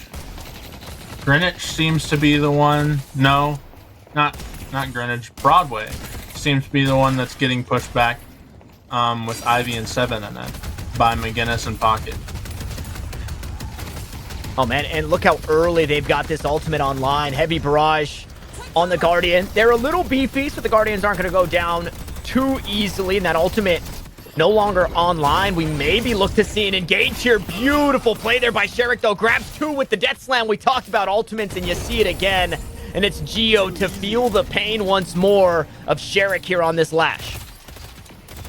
Yeah, Lash is, like, I'm sorry, but who needs a Spider-Man when you have a Lash? True. Because Lash is pretty much just Spider-Man with a ground slam. And it does damage. Huge damage. Yep. And early investment, too, into Restorative Locket. You see that Spirit Resistance already at 25% there for Sherrick. So feeling pretty beefy. Yeah. Looking to play that role of supporting playmaker, right? Well, how can I make plays and help my team? And Sherrick looking to fill that role as the Ivy does Ivy things up high in the sky. Wall to come through to try and help push through. Piggy gonna try and deal with the troopers underneath this Guardian, and it's not going down easy. Mikhails has made his way in. Static charges on. King Basilius stunned up, but it's a very healthy McGinnis who does not sneak away in time from the stone forms. The stun comes through. Dimov looking to capitalize and close out on the kill, and it's a good parry. Unfortunately, you only got 1 of 3, so Mikhails collects the kill as Pashipop forced underneath the Guardian. No way to help this time around. Yeah, that McGinnis, she was almost out. Almost. She was that close to getting out, but she just couldn't. And that Spectral Wall comes up and for this fight, and she got annihilated by that wall. The wall's good. The McGinnis is good, especially right now. It feels like McGinnis is a terror if you can start to get ahead, and it's not a terror in way of, you know, the support McGinnis that we saw of old, with the max on the medicinal specter, you know, making plays with the wall. You're obviously still seeing that, but there's a lot of damage behind it as well. That heavy barrage getting some changes feels pretty darn good on the McGinnis on top of it all. So King Basilius, like I said, usually piloting the Grey Talon, is known to play some of the carries for the squad every now and then, and I think we'll see this carry-esque McGinnis is cut off once more. Piggy, unfortunately, on the wrong side of the spectral wall. Scout looking to pressure on the opposite side of the map. Scout and Geo have to be careful because Sherrick is still there, and Piggy is still fighting. Airdrop, no way, not like this. Zeb can't quite collect shots. They land, but they don't find the kill, and Piggy gets out, no, from downtown. King Basilius goes huge to find that kill, and now the response, Sherrick trying to get something back for the squad. It's Geo to make it over the wall, and no follow-up from Sherrick. However, Zergy stepping forward. Telekinesis not available, and unfortunately, without that ultimate, they can't find much more. I spoke too soon. Scout goes down. Now D-Mob trying to answer to get some more here. Spirit lifesteal, but not standing in the hot lava means no health for the Infernus, and Pashi Pop survives the kill in their back pocket. Yeah, that was a huge team. That was a huge little skirmish there, and I'm kind of surprised. Some of these players, I'm surprised Geist lived, to be honest. Yeah. Meanwhile, all of this has been happening. Listic and Yagu are, I think, 0-0 and 0 respectively. They've just been hanging out York. York Ave is Chillville right now on the Cursed Apple. Finally, Listic gonna work his way into the mix. And who put that wall there? Scout screaming and slamming his keyboard as he gets shoulder charged into what is a unfortunately placed sign. And he does get stunned up and taken down. So Listic finally making his way into the game. Welcome to the Cursed Apple there, Listic. How dare they put advertisements in this game? Yeah. Well placed advertisement. Has been defeated. And it looks like Amber Hand might actually get a flex slot here if Abrams can take that tower down. Yep, they get a flex slot now. Yeah, making good on these kills that they've found for themselves. Listic eventually able to push Yagu underneath the turret here and find that kill on the Guardian. Yagu has been forced to flex around a little bit. I think coming into this tournament, I haven't kept up on the Patron Pulverizer scrims as much as I would like to, but Yagu was playing so much Yamato that it was actually drawing bans previously. And then we saw the Yagu Shiv. Now we're seeing the Yagu Mirage, and you know, it's been a little bit slower. I think Yagu feels he might have a little less playmaking ability on these picks if they're not as comfortable as the Yamato. But I've been happy to see the flexibility from this player that, at first glance from me in a few tournaments, looked like a Yamato one-trick. Yeah, the Yamato is really good if it's in the right hands, but you have to know what you're doing with Yamato. And they really do seem to know what they're doing. It's just the fact that that ban system can be a menace if you're a one-trick. Turrets up. Speaking of menace and things maybe not feeling good, 2 stamina on McGinnis. I think McGinnis should have 4 stamina. That's what I think. Well, if you think about it, McGinnis having that huge backpack that has missiles. And hold that thought. Shiv's looking at Abrams, and Abrams is looking at Shiv. Yeah, Scout. I mean, the bloodletting actually brings back so much HP there. So Scout survives, no real pressure to follow up there. Fortunately, the rest of the team came to help out as well. Pashi Pop makes their way into the mix. Geo also out this direction. And they're staring down a Guardian that should be a little squishier this far into the game. Unfortunately, if you overstep and you die, mid-boss is available, so they need to be careful. And Zergy ripping through Scout there makes it look easy with the card tricks. The life drain is out, so it's going to force Zergy back just a bit. Soul Exchange available as well, so they want to try and keep their distance, but they'll keep going toe-to-toe as Mikhails looks to help out that Greenwich lane. Meanwhile, elsewhere, we play for the urn, and it's been secured by Buff Joyer, so this lead continues to grow. Now 8K in favor as Geo tries to get something back. A few shots to the back of Piggy, a pickup and a kill on Listic. Means Patron Pulverizers aren't giving up everything, and they're actually getting something in response. They find their second Guardian this game. Yeah. Hopefully they can find that third, and I think that's Broadway for that flex slot, because last game didn't go so well for the team to find that flex slot. Oh, man. The restorative locket tops him off there as Scout deals with the deferred damage, but not enough again. Zergy, the burst damage deals with the shiv so incredibly well. We know exactly what these card trick wraiths can do when it comes to burst damages. Zergy showing off the movement here. For anybody who doesn't know and may not be familiar, I'm sure this is something that's been touted a whole bunch for Zergy. Zergy plays with a trackball mouse and does things like this. This is a trackball mouse, mind you, and the guy doesn't miss a shot. That's crazy.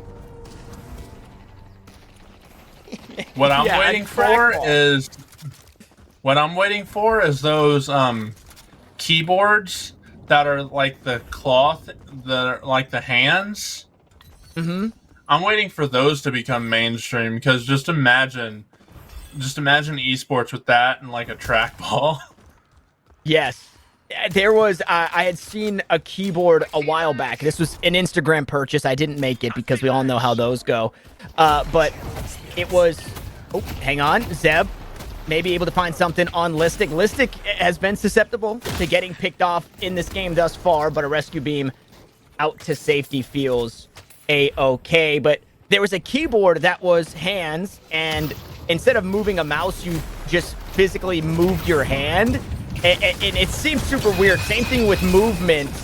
You didn't have WASP, you just moved your hand to move your character, and I don't know where that's at as we jump into yet another fight. This is a game that is ripe with them as Geo able to create space. Can they find the kill there? Zergy trying to make good on that ultimate, does do just that, and now, unfortunately, with Geo gone, Poshy Pop gone as well, it looks like Patron Pulverizer is going to try to retreat, but the Buff Enjoyers will run them down, and they'll live up to their name as a Buff has got their eyes glowing here as they've set it on the mid-box.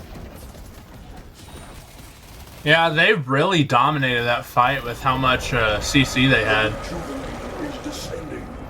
And it was all timed perfectly, too. They really know how to work together. The macro from Buff Enjoyers is insane. They've shown to be a team that can maybe, I don't want to say get behind, but can have middling laning phases. And I don't mean that as in their laning phase is mid, but in games where their laning phase hasn't been outstanding, they get the game back in way of objective play, macro play, team fights, stuff like this where somebody gets caught out there. Listic was put in a bad spot for a moment, but they're able to back away. They're not giving up too much there, and they're still able to hold on to this lead that they've earned from themselves, or for themselves, excuse me. And speaking of earning, any earners in the chat, as our second urn has just spawned. And it looks like Buff Enjoyers have got their eyes set on it. Yeah, and since they're in a slight lead, they're going to have to go into Sapphire's jungle in order to retrieve it. And it looks like Lady Geist is already posturing for that. And here comes the rest of her team. They are looking to defend this urn with their life. You have to get it so incredibly deep here as the winning team. So we'll see if Piggy is able to penetrate through the line of scrimmage. And I mean, you just can't invest. He's just seeing those feet. He's just seeing those feet, and he's like, well, never mind. Yeah, and if you hang on to it too long, right, there's implications behind that as well. You start to take damage. Your team can't pick it up for another 12 seconds, I think, is the number that they put on it. So this is the call, right? Set the urn down, make plays elsewhere. Now they're forcing Patron Pulverizers to respond to the right side of the map so they can escort this urn to the left side of the map. And they are going to do so. Successful for now. Piggy going to get this one in, but the fight now to ensue on the backside. Scout already taking so much damage. Airdrop out to safety, and the Shiv just has no way home. That Piggy goes running all the way back to the gray screen. King Basilius follows as well, and the plays happening around the map both go in favor of Buff Enjoyers. Yeah, that call to make plays elsewhere so they could get that urn was top tier. But what I wanna prioritize is how fast Scout just got annihilated. Yeah.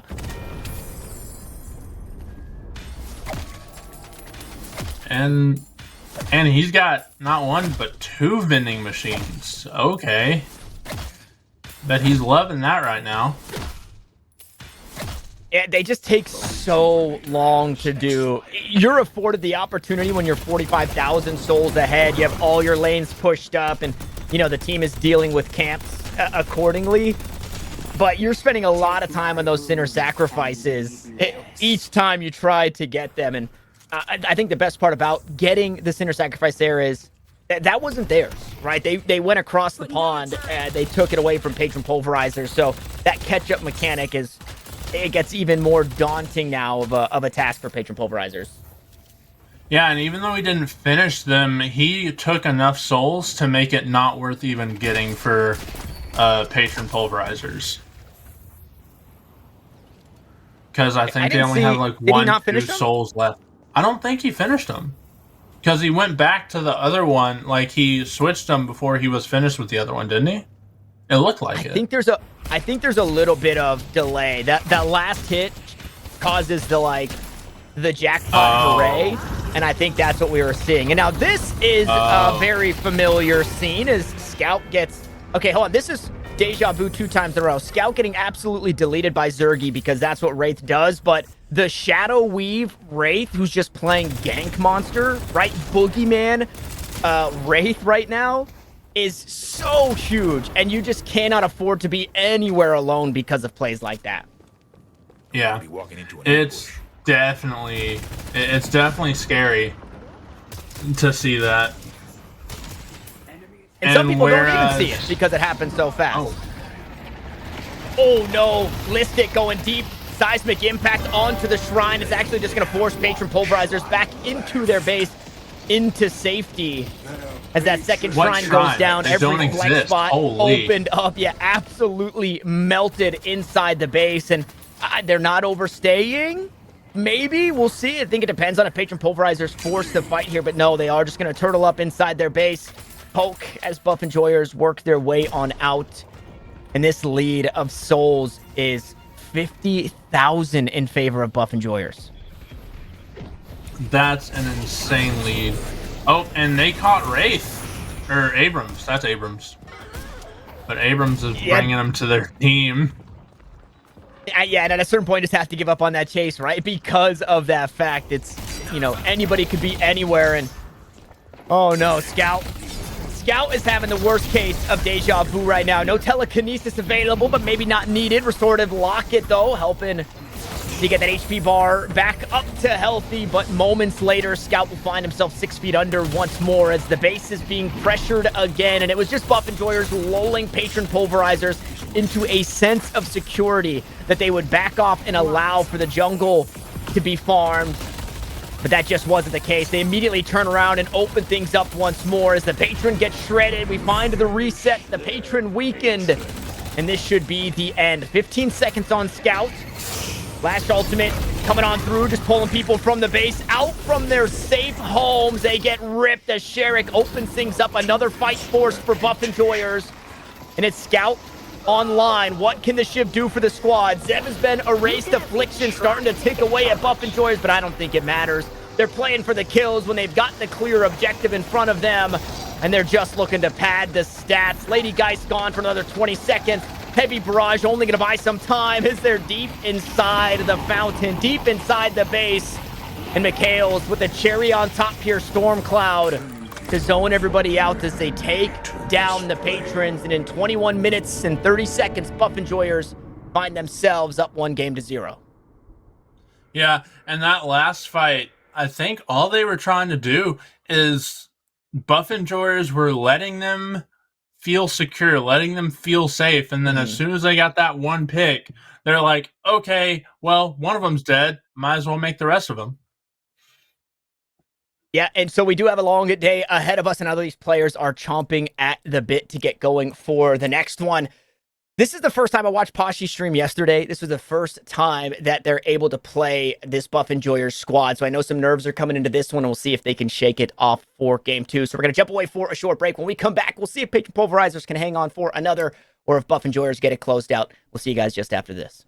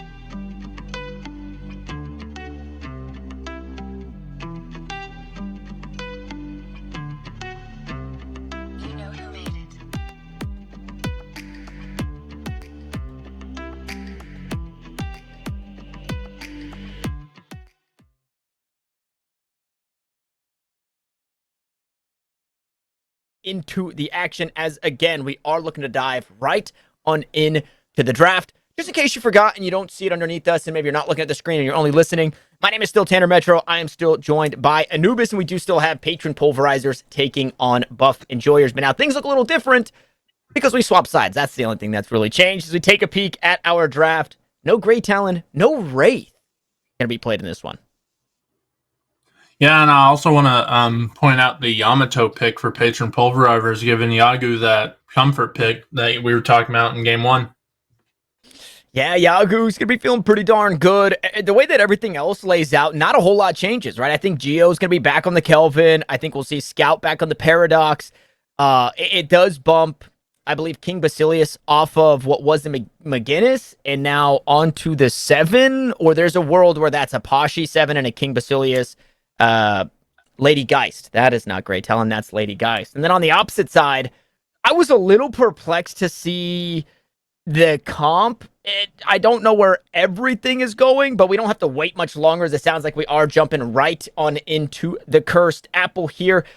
I think we're getting a Mikhail's Lash is actually how this one is going to play out, and we'll see exactly how it does. It is going to be Patron Pulverizers, your Amber Hand, and the Buff Enjoyers, your Sapphire Flame, and Anubis. We are underway. We sure are. And it looks like Infernus is going in the lane with Yamato. And Abrams and Geist are going at it on the outside lanes. And it is going to be Yagu on that Yamato pick. Already getting things started with the power slash there. Zergy thought maybe would step up for that heavy melee on the minion, so that's why we saw the parry, but no harm, no foul. They both back away from it. And yet Zergy out on the outside, not laning with anybody here, so it needs to be a solo lane demon here. And a lot of pressure on Yagu, right, to perform now that they've got this Yamato pick in their back pocket. Yeah, but one thing Infernus does best is solo laning, because he has that damage that he can just dot everything with and just let it burn. Okay, and I stand corrected. It's not a Mikhail's Lash. Instead, it is going to be a Mikhail's Mirage, and Sherrick is still going to be piloting that lash, which I don't hate it. We saw how strong Sherrick was on it previously. Geo saw how strong Sherrick was on it previously, and Geo's actually going to be stepping over into another lane this time around, playing with that Paradox. It will be King Basilius piloting this 7. So back on a more traditional carry here. It's not quite the Great Talon, but it's definitely not the McGinnis, as Poshy Pop does get taken down. Listic was quiet for a long time in game 1, but gets us started early here in game 2. Not hamburgery coli. Poshy Pop with the goofy names, always spicing it up for us. Hey, that's some of the best parts of esports. It's just and it looks like Ivy gets away, but not without a few nicks.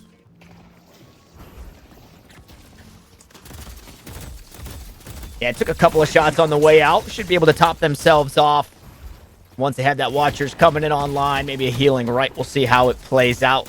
The Jin's Mark multiplier, only at ×2 there on King Basilius, but you see the damage from just the shots alone. This 7 being forced back.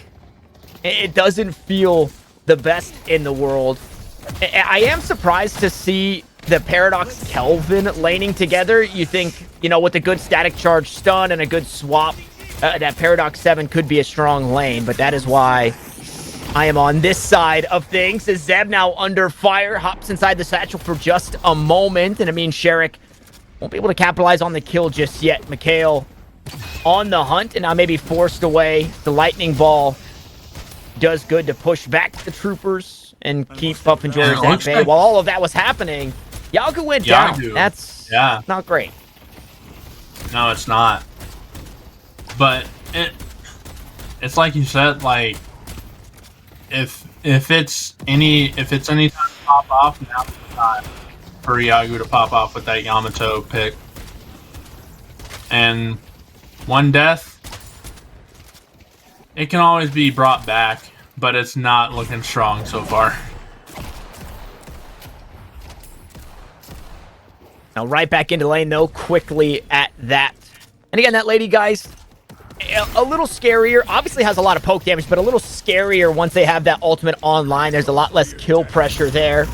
Speaking of kill pressure, ooh, D-Mob actually getting slowed down. Went deep underneath the turret, but Piggy there alongside the shield does help D-Mob walk away from that one safely. D-Mob usually a solo laner, so playing in this duo lane with Piggy and trying to show us that this Warden is still viable, right? Warden taking a little bit of the hits alongside that Majestic Leap nerf and not quite finding that ease of access to that last stand in these fights and engaging deep into a team fight. So we'll see.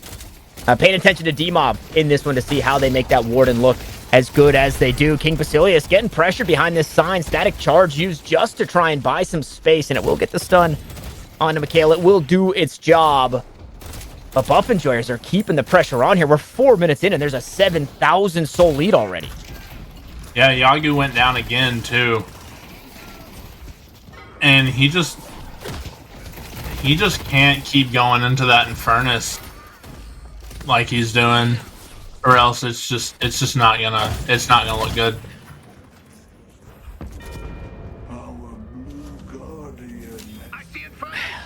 Yeah, this one is shaping up to maybe be a bit quicker of a game than our first.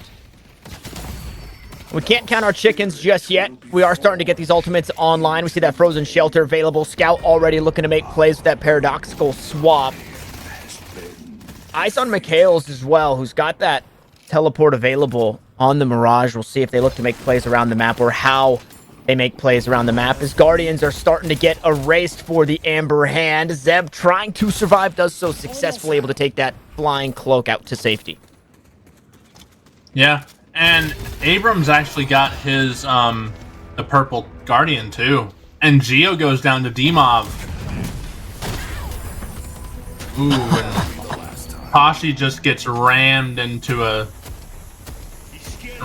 car. And they're doing such a great job. Listic finding the solo kill onto Pashi early sets the Lady Geist back and is still without the ultimate. And that's the best time to punish, right? You're 3,000 souls ahead in your lane respectively, and the Lady Geist doesn't have the soul exchange. You can just continue to play as aggressive as you want with no fear of being swapped and taken down. And it's happening again. They managed to find that kill onto Pashi, who's still sitting at 2,900 souls. And they already have a flex slot, and they're already getting a walker. Like, that walker is almost dead.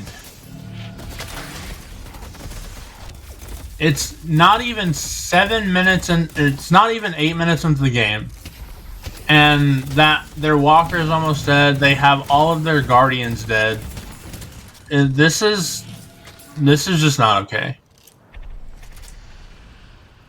Yeah, fortunately, we are 7 minutes, right? So we are starting to see those camps come online.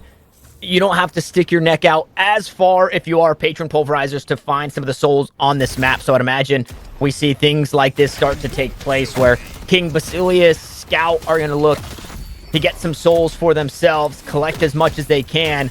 But it's a very scary prospect when you're seeing the way that Buff Enjoyers are moving around the map. You're not safe anywhere, and Listic is trying to prove that here as he's playing Splinter Cell while the rest of the team is playing Deadlock. We get deep into the fight here. Sherrick taken low, but not going down just yet. He's able to sneak away. Beautiful grapple ground strike combo to close that gap and get out to safety. Yeah, like you said, Listic is just scary.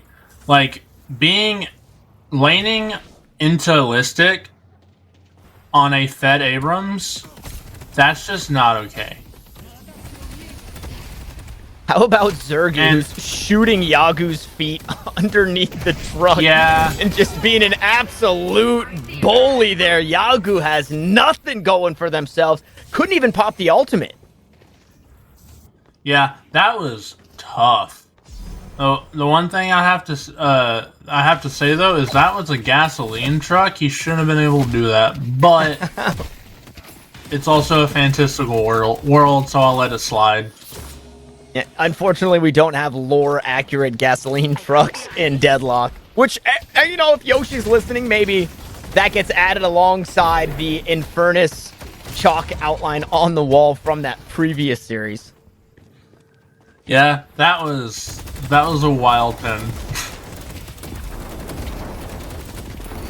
Yeah, and like I said, this Infernus is just setting everything on fire and going to work.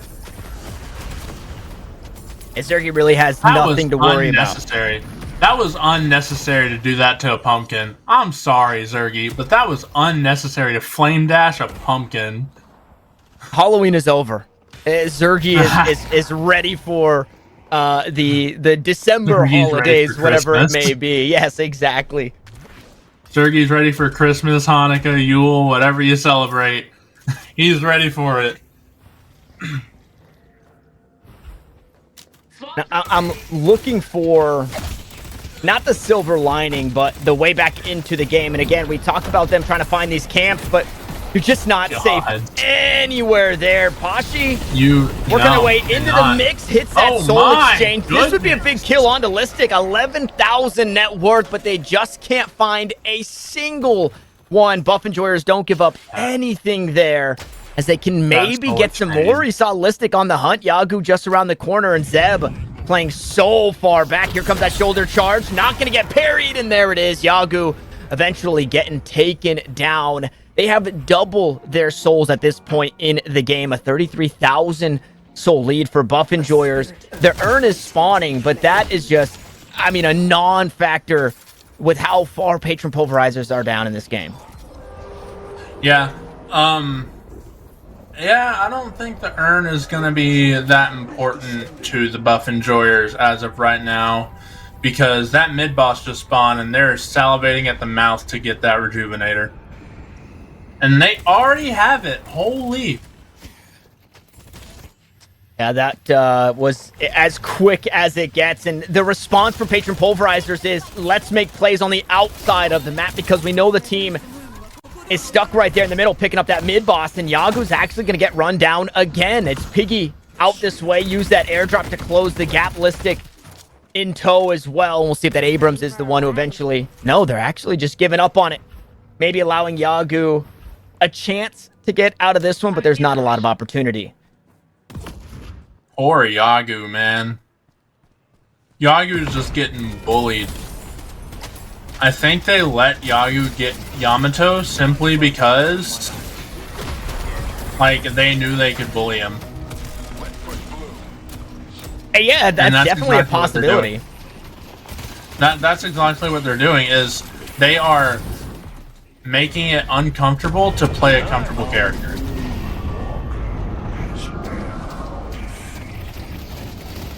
And Zeb on that comfortability pick in the pocket went down just moments ago. Scout is now back in the fight, but the paradoxical swap still on cooldown, and it's Buff Enjoyers knocking on the door of this Amber Hand base as both shrines are gone. Now the patron vulnerable, and look at that health bar just getting absolutely ripped through. And there's no mistake to be made right now for Buff Enjoyers. They still have the Rejuvenator. They've got Super Troopers pushing into the base. There's so much pressure.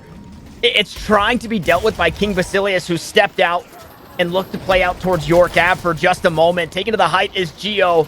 Doesn't have the frozen shelter, so can't even buy time here in this one. And Buff Enjoyers, they're not playing with their food this time around. They're quick into the pit as they start to do some damage. King Basilius trying to get something done in way of that storm cloud, chipping away at the HP, but gets ripped out of the sky and taken down. And Buff Enjoyers will now have a little bit of fun with it as they look to pad the stats. The patrons weakened, but so are the members of Patron Pulverizers. There's only 2 stand. A Scout works his way back into the mix, but this time it's 8 minutes sooner that Buff Enjoyers find themselves the victors, and they'll be welcomed by Hydra Nation in the grand finals here momentarily. Yeah. Piggy got kidnapped into their base. Yeah. What can you do? We talked. Okay, so going into the break, we talked about this being the first time that Patron Pulverizers and Buff Enjoyers are playing each other. And that maybe there's some nerves coming into this one. And I think that's what we saw in game one. A little bit of nerves, a little bit of trepidation from both sides, mainly from Buff Enjoyers. And then after playing that first game, getting a feel for what Poshi Pop and crew brought to the server, Buff Enjoyers just felt so confident. And it really showed in that second game. I mean, that's what happens when you're the king of a region, right? You come over and you look to conquer elsewhere, and they've done just that. And they've delivered us, Anubis, another NA versus EU finals, one that we have seen previously. This dates back to when Hydra Nation was the Cabal, and we were coin flipping. And if you guys don't know about that, somebody's got to fill you in about the coin flip. This is a matchup that we have been given from lower finals between these two teams to all the way back to that coin flip, like I mentioned. Now we get it again here in the Deadlock League, and I could not be more excited as we take one last look at the bracket to see how these teams got here and who they had to take down to do so. I do want to give a huge shout out to Pass, who made it a lot further than I expected, especially with teams like TF2 Boomers and the Unknown in this one, as we see Buff Enjoyers taking down the Unknown earlier, and then Pass taking down TF2 Boomers in that 3-game banger. And there it is, Anubis, our final in NA versus EU matchup, Hydra Nation versus Buff Enjoyers. As for us, however, Anubis, that does things. That wraps it up. We've got a couple of casters that'll be bringing you the grand finals here. And before we head anywhere, Anubis, I do want to give you the floor. Any final remarks, any leaving remarks here about the Deadlock League and what we saw today? Not a whole lot. Just there were a lot of plays that were made that were amazing. That making the comfortability of that Yamato so uncomfortable for Yago was really a good strategy to have. And my cat is wanting my attention, so I think that wraps it up. That wraps it up for us. Yep, that does it here for us. As I said, the grand finals are just after this. It's a Hydra Nation and Buff Enjoyers grand finals. NA versus EU. It's the Deadlock League grand finals, and they're coming right at you just after this. See ya.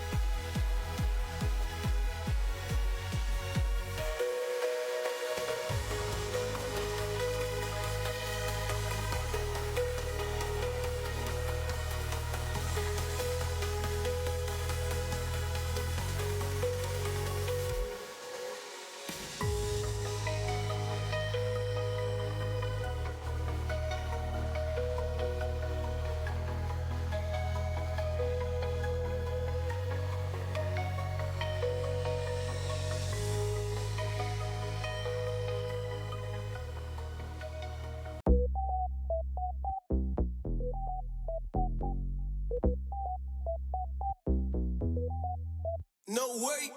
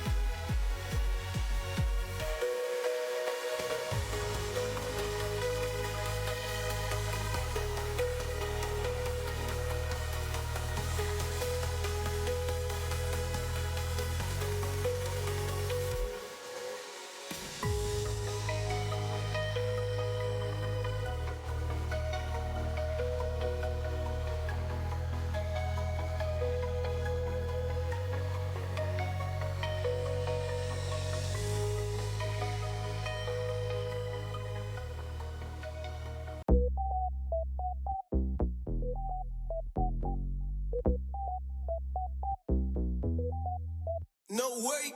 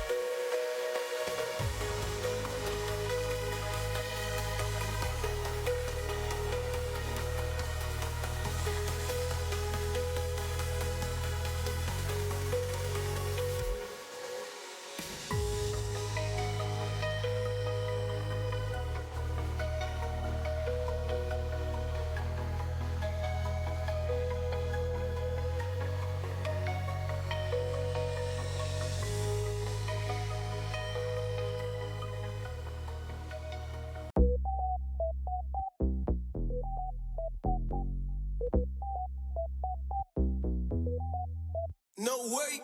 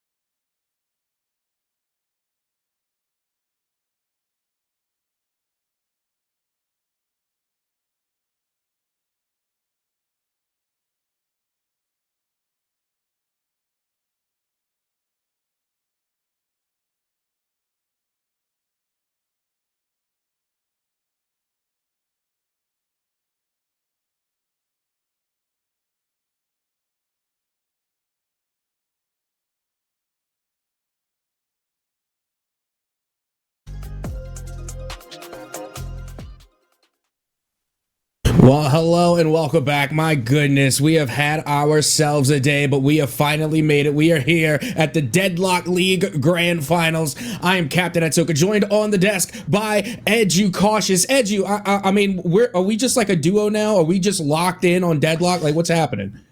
I think that's the case here at Soka. I mean, one, if you want to have the most hyped finals, they put the captain, all right, who ain't capping today. I know that for a fact. And they put Edu, because we got to teach these guys what's going on. It's esports 101. You need to have the energy, and I know, Captain, we bring it. But with the energy being brought by these two teams now coming all the way through the bracket, we now have our grand finals here for the Deadlock League. And at Soka, we were just talking about some of these players, some of these teams. They're looking extra clean right now. So let's jump on in and actually take a look at who we got after this wonderful bracket.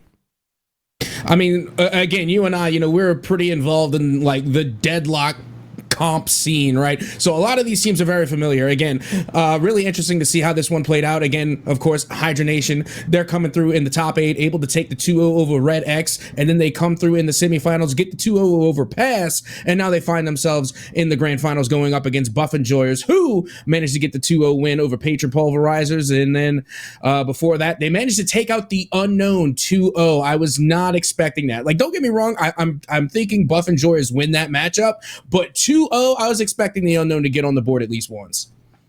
Yeah, that's the thing. I mean, this is the Deadlock League, as well as now weeks in. I think we're at almost our second month of Deadlock tournaments just being pumped out over and over again. You look at, some other teams that didn't make it all the way through. TF2 Boomers, seeing that in the top 8 getting knocked out. TF2 Boomers pretty much competing in every NA event here for Deadlock. So seeing them in this tournament, as well as Hydra Nation, as well as the Unknown, you're seeing a lot of the same teams compete. And, it helps us at Soka, definitely, when we can go, all right, last week we were just working a different event. I think we were doing the first strike over at Colossal Tournaments, and they pop off with an event to see the Unknown pop off. But as you said, yeah, Buff Enjoyers, they're on a 2-0 spree right now, just like Hydra Nation, who's also 2-0ing it up all the way through this bracket. Now, that they've met, do you think that it's going to still be a 2-0, or are these two titans of undefeatedness going to just clash a bit and end up in one spot?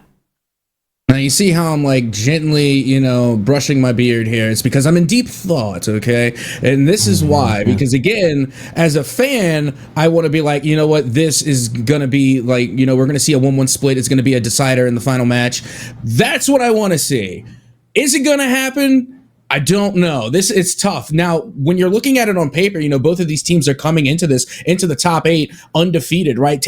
Not even dropping a game. Both of their games leading up to the grand finals, they're both 2-0. So it's hard to say. Again, this on paper, it has the makings of going all the way into that, into that game 3. However, I will say that the way that I've seen Hydra Nation play today, it does make me a little concerned for the Buff Enjoyers. And I love the Buff Enjoyers. You and I, we got to see them play quite a few times throughout the week. And since Deadlock Comp has really come alive, again, Buff Enjoyers is definitely one of the best teams out there. But Hydra Nation, I just feel like they've been playing on another level today.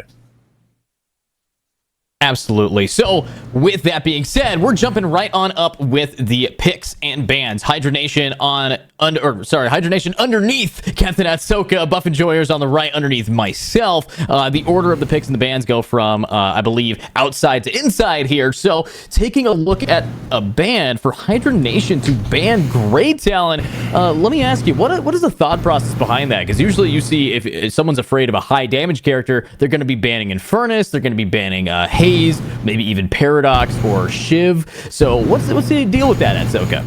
Honestly, I couldn't tell you. Now, when it comes from the Buff Enjoyers, though, I'm not surprised that they banned Wraith. Again, Wraith has one of the highest pick rates. So that's status quo, pretty much. But when we're looking at Great Talon, that's interesting. I'm wondering if someone on the Buff Enjoyers is just really good on Great Talon. Like maybe, Hydra Nation did a little bit of their homework and they were saying, one of these players on Buff Enjoyers, they are really good on Great Talon. We got to knock that out. We got to get the comfort picks out of the way.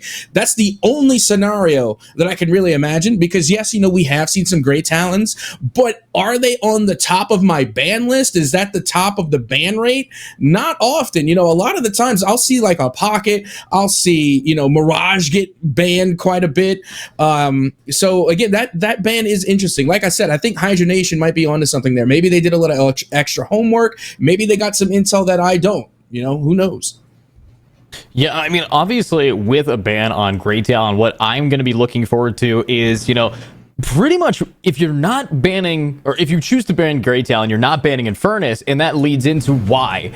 Hydra Nation locking in Infernus here really showcases that they're worried damage-wise. You can really burst damage that character out. He's squishy, he's fast, and Great Talon does counter him in a decent amount, but having that now, Infernus for Hydra Nation, you have Paradox as well, pretty squishy, high damage dealing characters, but that's where, you have the balance of this team comp with the Kelvin and the Viscous for the saves. You have Seven for the farming and the push power, and Abrams for the meaty, tanky plays. But, we could talk all day about the compositions and what does it mean. Let's just get on into the game and find out how these players play with these comps. Yeah, because trust me, I'm looking at the Buff and Joyous comp right now, and I can literally go on all day about it. Again, I'm going to be looking forward to how it actually plays out on the field, because they're looking pretty mobile. You know me, I like the characters that can dive backline, and I'm looking at Pocket. I can see Mirage. You got Haze in there. You got Ivy. Again, Ivy, very mobile, can transport teammates, can move enemies. Again, you got a very mobile team coming, like composition coming from the side of the Buff and Joyous. However, on the side of Hydra Nation, to me, that is like, I guess and again, we even said this in the pre-show, that it's not really a meta, but I feel like on Hydra Nation, that is probably like the most popular picks right now in Deadlock, is who they have locked in. Yeah, absolutely. I mean, Buff enjoys those, Shiv, Mirage. I'm looking at those characters, obviously newest in the active play pool right now, but so far as we follow the Mirage here, I'm also going to be keeping my eye on for, wait, is that already first blood on a Haze? I hope not. I mean, that would be really unfortunate. And it was unbelievable. Like, that early. And again, just showing that, like, off the rip, Hydra Nation taking no prisoners. Yeah, and obviously giving it up here, Rocker with the first blood, locking in with Abrams of all things. Abrams, one of the characters that if you allow to snowball, he's got a ton of damage that you really want to try to delay showing up in a game. So having that first blood could be a sign for sore eyes here. But look at this, we might see second blood as a fight's breaking out between Shiv and Infernus. Yeah, and you know what? I couldn't help but agree with your take on Infernus earlier, but, with that being said, right now they are in danger as they are eliminated by Listic. And my goodness, we're already getting some very early trades, but as you can see, we do have a disconnect, RIP to the homie Infernus, as we're going to try and get them back in here.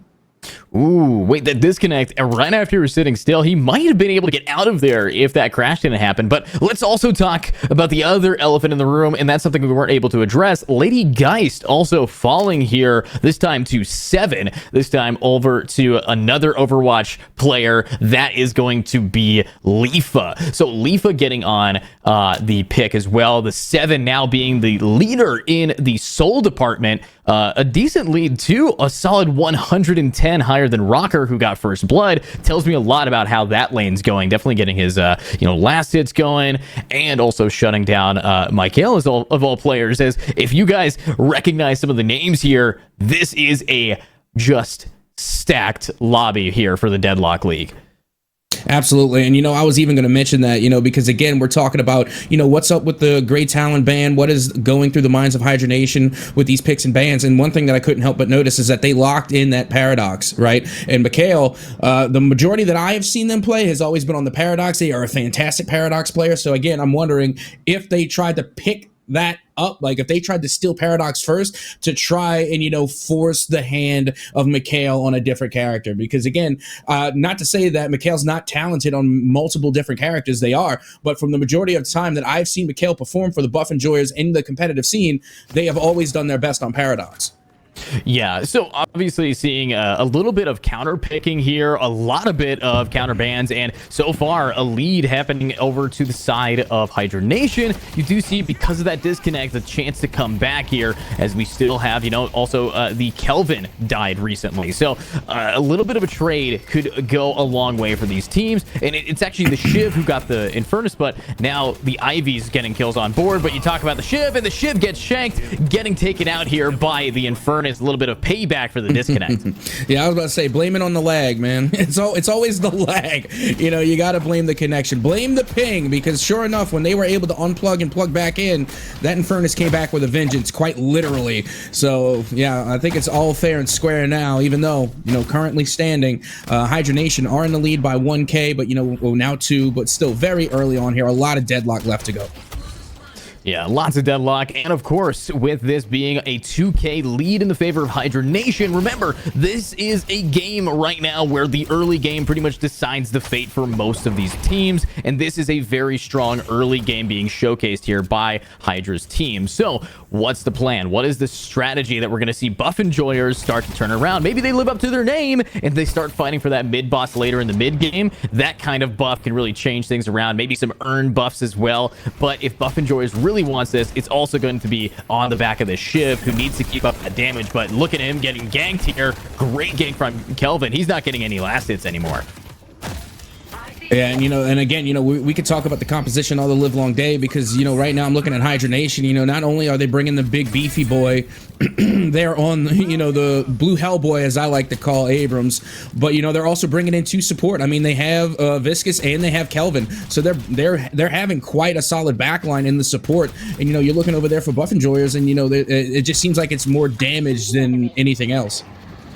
True. They are doing a lot of fighting, and unfortunately, it isn't working out in securing those kills. Case in point, that's going to be the Shiv fighting and losing over to the Infernus. Infernus does go down to half, but again, this Shiv, who started off so strong thanks to that initial pick, now losing that lead completely. Great ganks coming through, and ooh, what a good bump there from the Viscous. And yeah, so far, back and forth fights here. Abrams, though, you talk about the blue Hellboy, looking a little bit good here in the survivability point. Just right in front of him, barely taking any damage. I mean, God, he's so tanky. Oh yeah, Abrams by the end of this lane is going to try and pick your pocket. Like, again, that's a 1v1 you want to see all day. That's the 1v1 I'm interested Paradox. in. Yeah, and that's why we love Paradox too. Again, there's a reason that they tried to keep this character out of the hands of Mikhail, I think. Now, I'm not going to presume to know what's going on in the minds of Hydra Nation. However, that does seem to be the best play, and I love that they have them paired with Viscous as well.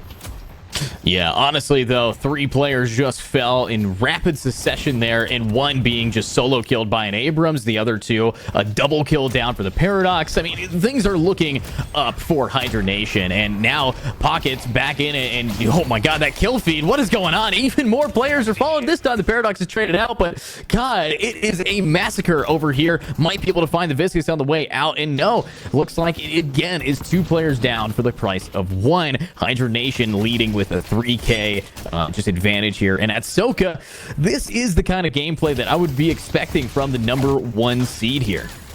Oh, absolutely. And you know what? Like you had mentioned, a lot is determined in the early game, right? So Hydra Nation didn't waste any time just getting that first elimination. It felt like it was a matter of seconds when the game started that they were getting these eliminations. Now they're trying to confirm yet another one. They got the 2v1 gank here on the Ivy, and this should be no problem for them. Easy cleanup, as that will be another elimination in the favor of Hydra Nation. Now Shiv coming to join the party, but hold the phone. It's not looking too well for them, as they are eliminated. And right now, Hydra Nation just piling on that sole lead, getting elimination after elimination. Ooh, but Pocket wants his vengeance going in, but look at the Abrams counterplay to kill.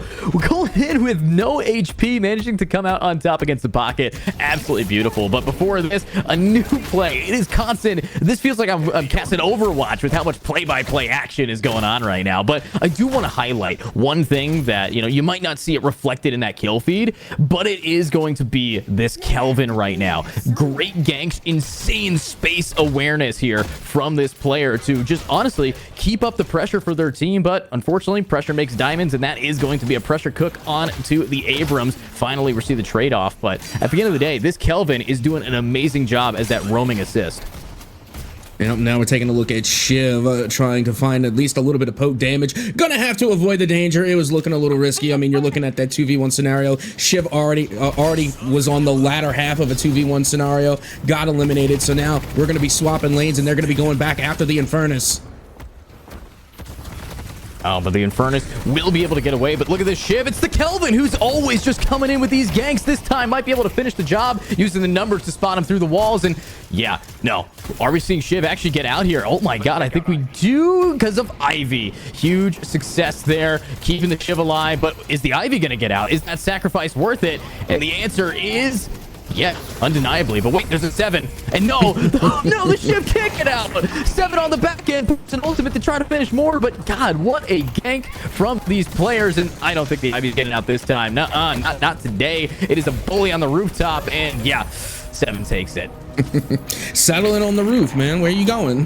Come on, man. We got to settle this. Take it up sky high. And then it was really interesting and quite amusing because, like, just the shift of attention. You like first, the focus on Shiv. They're trying to, pin Shiv, and then all of a sudden the Ivy comes in, tries to go for the save, and then you think Shiv got away, and then they still get eliminated, and then Ivy follows suit. So right now, again, Hydronation just absolutely popping off on these eliminations, and also, like you said, got to give credit to the Kelvin. They have 4 assists. They don't have any kills right now, but they still have 4 elimination participation.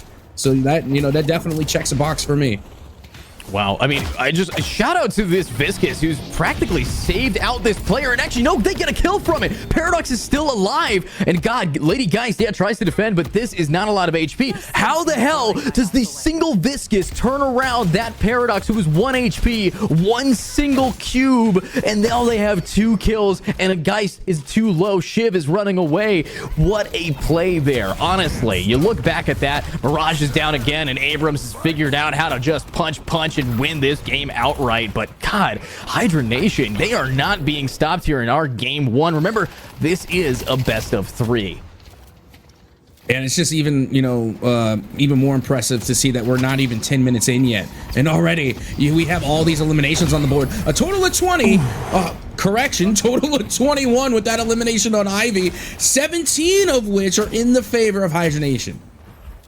Just so clean. And honestly, you look at this team, they're getting their last hits up. They're looking at a 10,000 soul advantage here, and this is the time to point out the soul advantage. The early game is over. We're at 9.5 minutes in, right? So overall, you're looking at Hydra Nation. They've taken the early game lead, and usually that leads to them just winning out the late game here, especially when you have so many heavily modified teams to try to work with. But at least we have Kelvin trying to keep up the slows, and yeah, this is dead Mirage, has to just not stagger, let them kill you. But another kill, another Shiv down, and God, we're looking at that kill feed. It is just being farmed.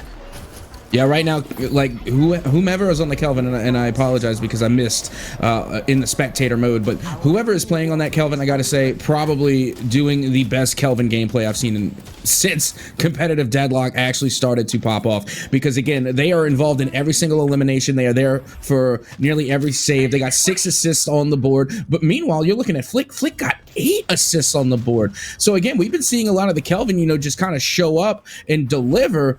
But at the same time, we have not seen Flick. Like, Flick is working in the background, doing work. 2 kills, 1 death, and 8 assists. That's phenomenal. Yeah, I mean, Flick definitely getting enabled here by Viscus as that support, but again, the Kelvin roaming, helping out the Abrams to secure those early game kills. The 7 now getting on these flanks and jumping on top of this Shiv. 7 versus Shiv. It's going to be a no hold bar, another pick down. This time it's the Abrams getting another hydration here, living up to his name, just with the Viscus, cooking up another player. 3 fall, a whole Guardians down, and look at the HP. That was free for Hydra Nation. It's absolutely insane, and this is what we were talking about, like when things begin to snowball, especially with the Abrams, once they get out of that early game and they really start building, that's when they become extraordinarily dangerous, because the more beefy they get, the more brave they're going to get. They're going to charge head in. They're going to try and get those close quarter combat melee advantages, and then that's when that snowball affects, you really start to feel it after you leave that early game. Yeah, and this snowball now, I mean, the only way that it stops is if we keep seeing picks like that onto the Paradox, sending this player all the way back down, maybe even finishing off the Kelvin who's trying to run, but are they going to be able to get out? Is the Kelvin going to survive? The answer is no, thanks to Piggy, thanks to the Ivy who hits their shots, but Pocket incredibly low here. Might be able to get ganked by this Viscous who's looking to try to avenge his players, and there it is, Divine Barrier wanting to just get a little bit quicker. Unfortunately, not going to be able to spot out that Pocket there. Gone, but the Ivy, that's somebody they can jump on. And you know what, again, that was a great read. Very happy to see Buff and Joyers bite back a little bit, but now here comes Viscous and Paradox yet again trying to pin down this Ivy. And I don't think they're going to get away. That should just about do it. That is another elimination going the way of Hydronation. And my goodness, I mean, I feel like every time Buff and Joyous gets one, Hydronation takes two. Like, it has just been an absolute punishing game from the side of Hydronation. Yeah, I mean, very punishing here. Hopefully, we can see a difference in the early game in our next map. Of course, this one, you know, we're not going to be seeing another early game for, I would estimate, another 15 minutes here. I'm thinking this game is going to be stalled out pretty well here by Buff and Joyers, especially because of their team. They have a lot of, you know, just poke damage, which really helps once they're inside their base. But you look at this, the defense, Geist here, the ostrich lady herself. I think she's an ostrich just because look at how she stands. It's that weird arm. She kind of reminds me of a turkey, you know, or some kind of big bird. But you're looking at this, they're trying to defend this walker. It ain't working too well at Soka as Kelvin's just being able to kind of mow through it. And yeah, that's going to be the first walker down.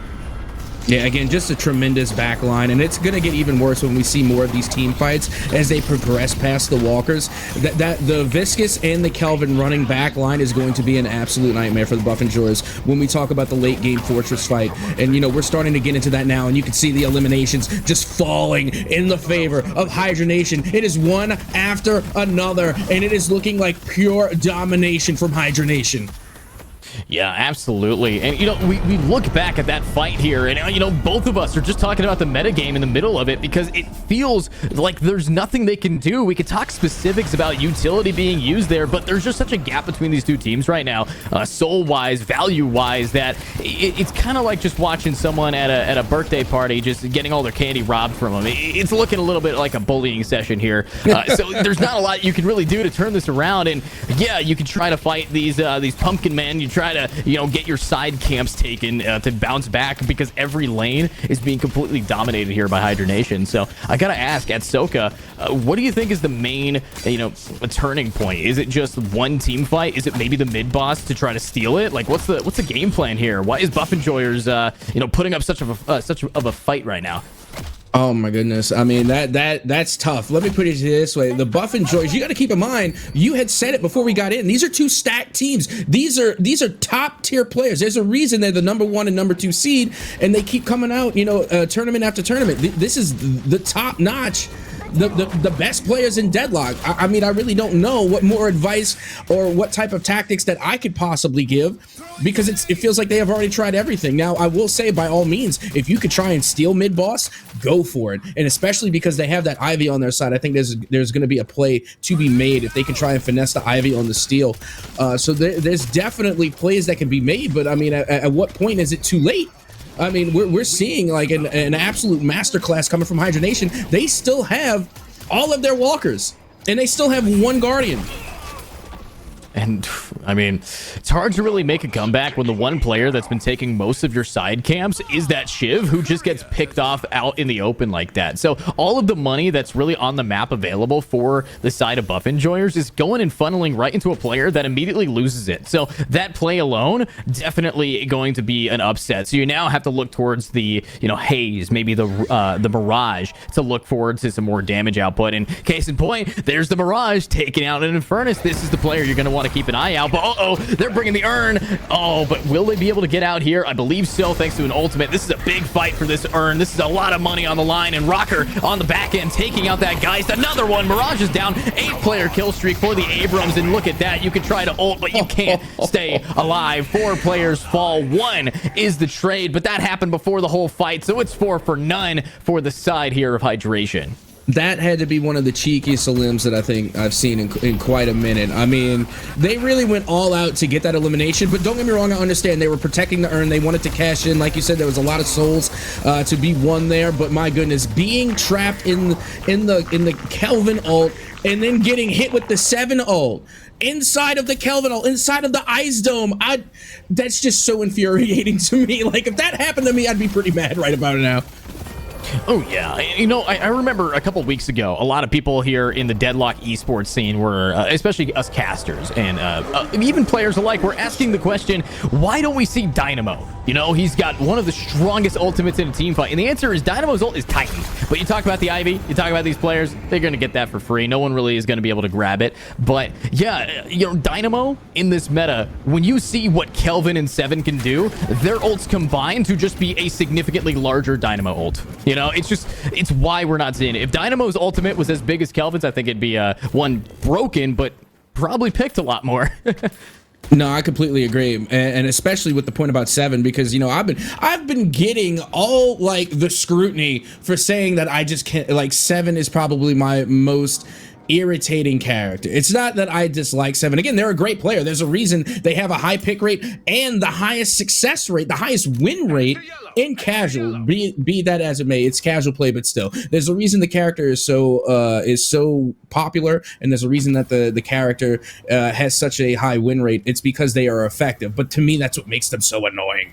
Just to play against, just to have them. And I've been saying this since day one, that Seven is just an amazing character. So again, when you are able to really use them at their fullest potential, they are so hard to beat. They are so hard to overcome. I mean, you're looking at it right now, and they are still leading the way in souls. They got 25k souls, 8 eliminations, and you know, right now it's Abrams leading the pack here with 11 eliminations, but Seven is right there.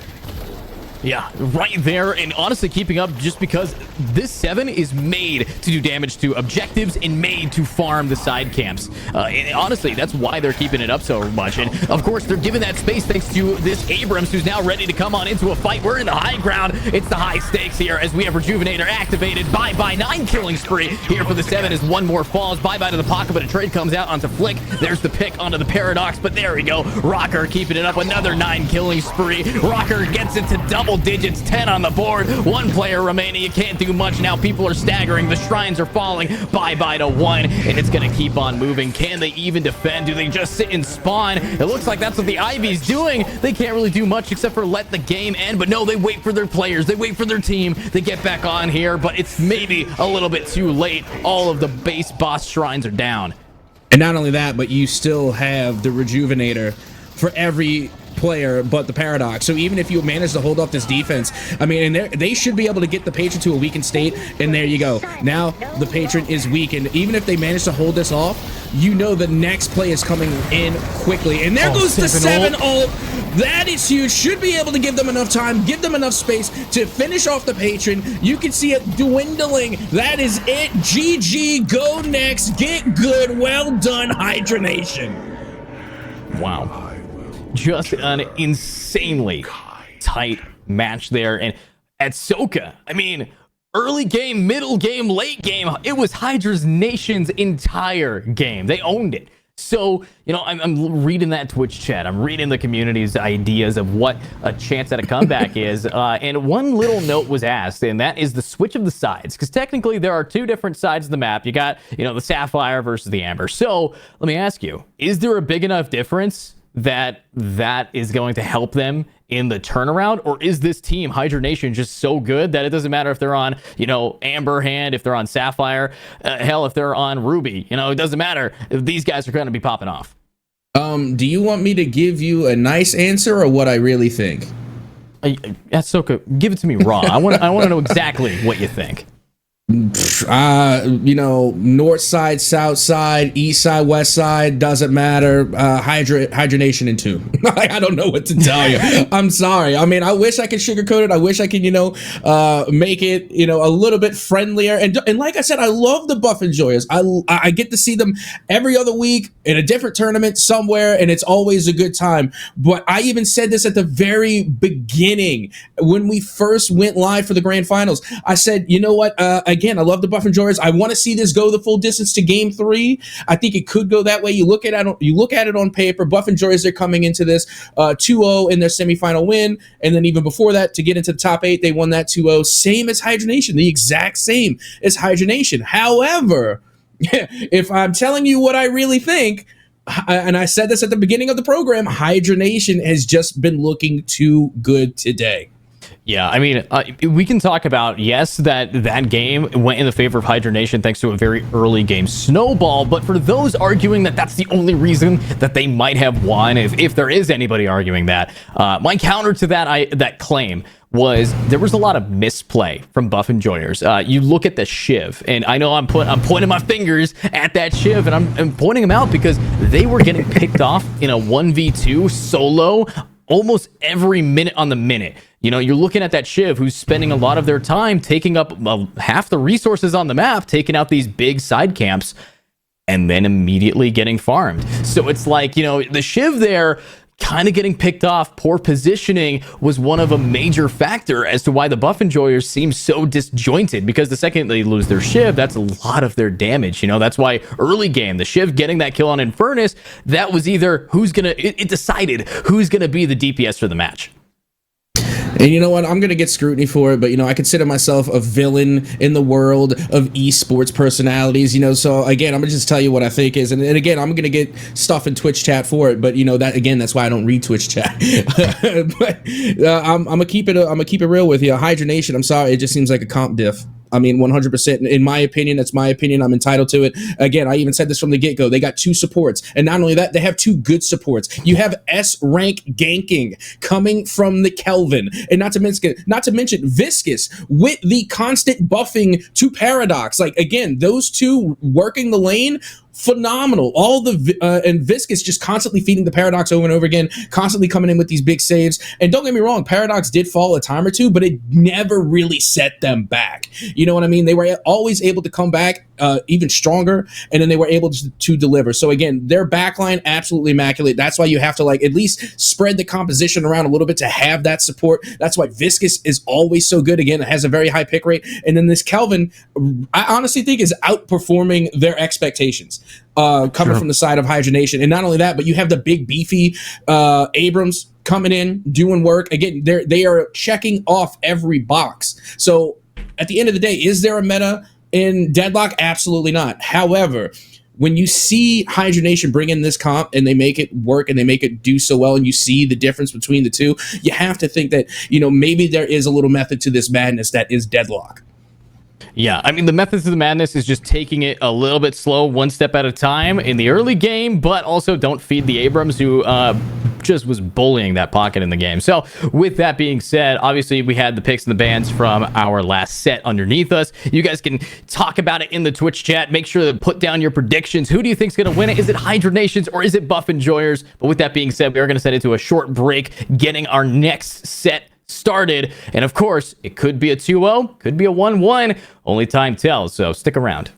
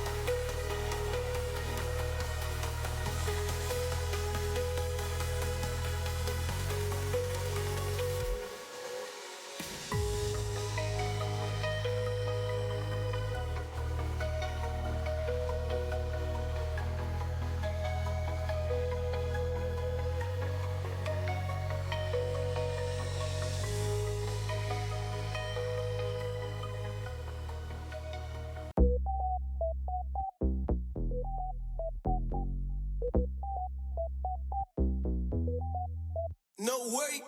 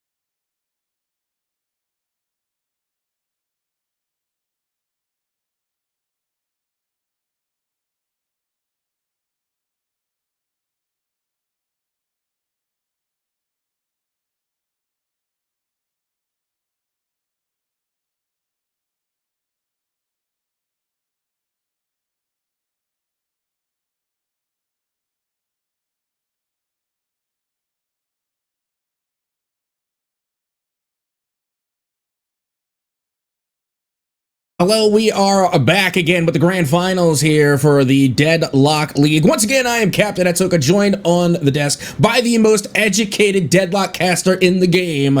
It's Edu Cautious. Edu, we already got to see game one in the books here for the grands. Again, any surprises, or is that what you were expecting?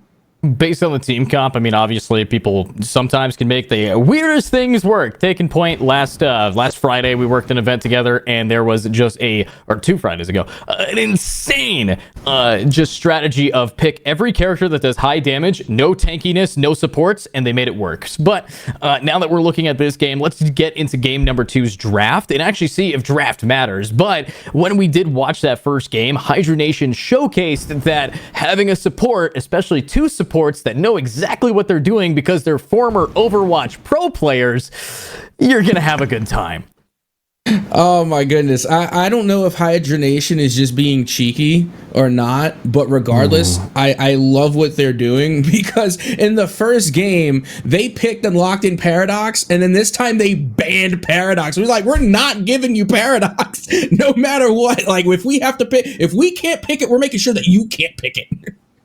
Well, I think Buff Enjoyers are doing the same thing with locking in the Viscous. If we look at the pick order here, Viscous was actually picked rather late here for the player Hydra, and Viscous pretty much single-handedly won 3 team fights or 3 early game skirmishes, I should say, because there weren't any team fights in that game. It was just trickle effect down.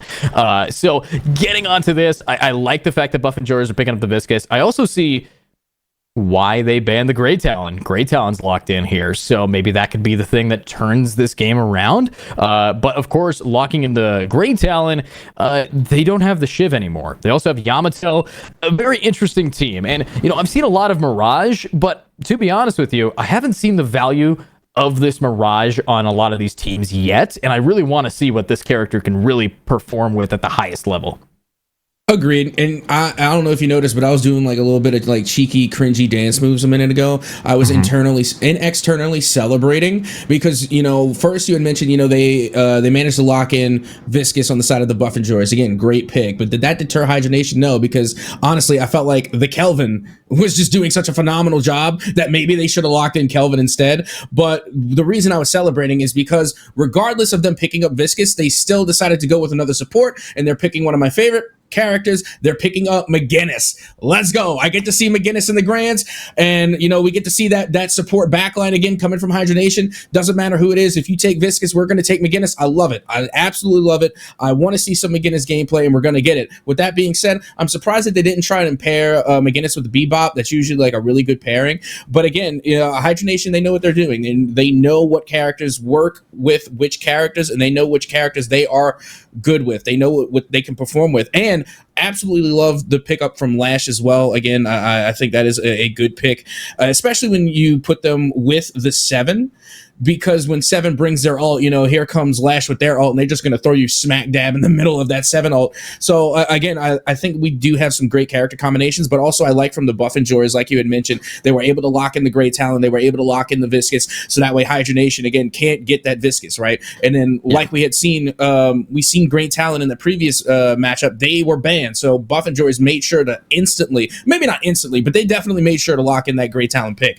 So again, I'm definitely liking this round of picks better for Buff Enjoyers than what they had in game 1.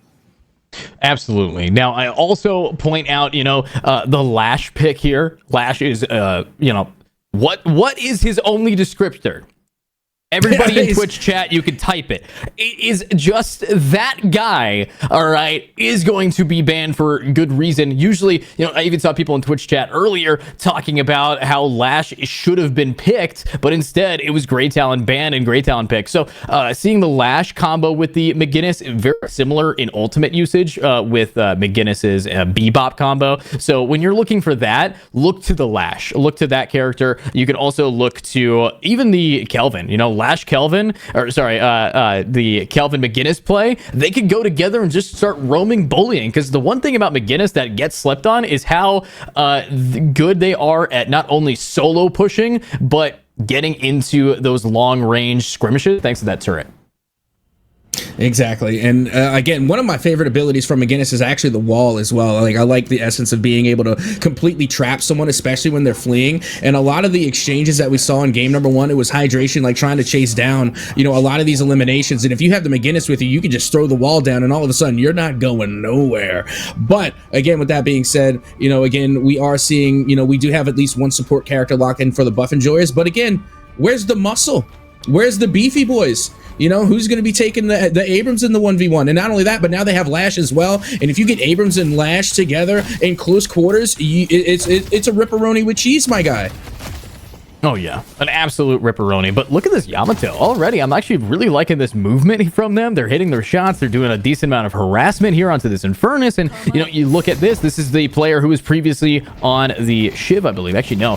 They did tweak it a little bit. But they did put up against this Infernus slightly different. So this is going to be interesting to see who pops up. But, again, Hydration was on the Viscous, now on the Lash. This is the player that, you know, is the namesake of the entire team here. So seeing Hydra wanting to just absolutely pop off is going to be interesting to see how he does it on these different characters. And again, it's all we're looking in the early game, and again, it's very early at that. But I feel like as though Buff and Joyers are out to a better start, because you got to remember in game number 1 at this time they had already lost a player. They were instantly eliminated. So again, at least we haven't seen that so far. But oh no, I spoke too soon. It is Infernus on the side of Hydra Nation that get eliminated first. Wow.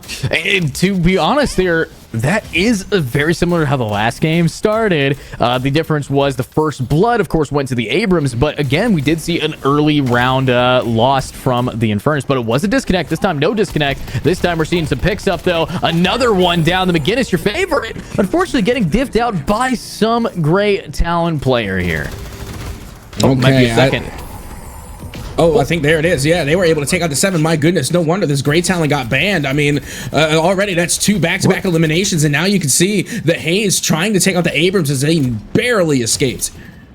Wow. I mean, okay, I'm looking a little bit happy about that. Now you're seeing a complete shift in this early game, taking out the Abrams, taking out, of course, both the McGinnis, and also taking out these players' entire chance at really that early game launch. But if we can see that shut down, if we can see a little bit of turnaround, I wouldn't say the early game ends until about the 8 to 9 minute mark here. So we got a ways to go to see how actually this is going to be turned up. But 3K lead very early.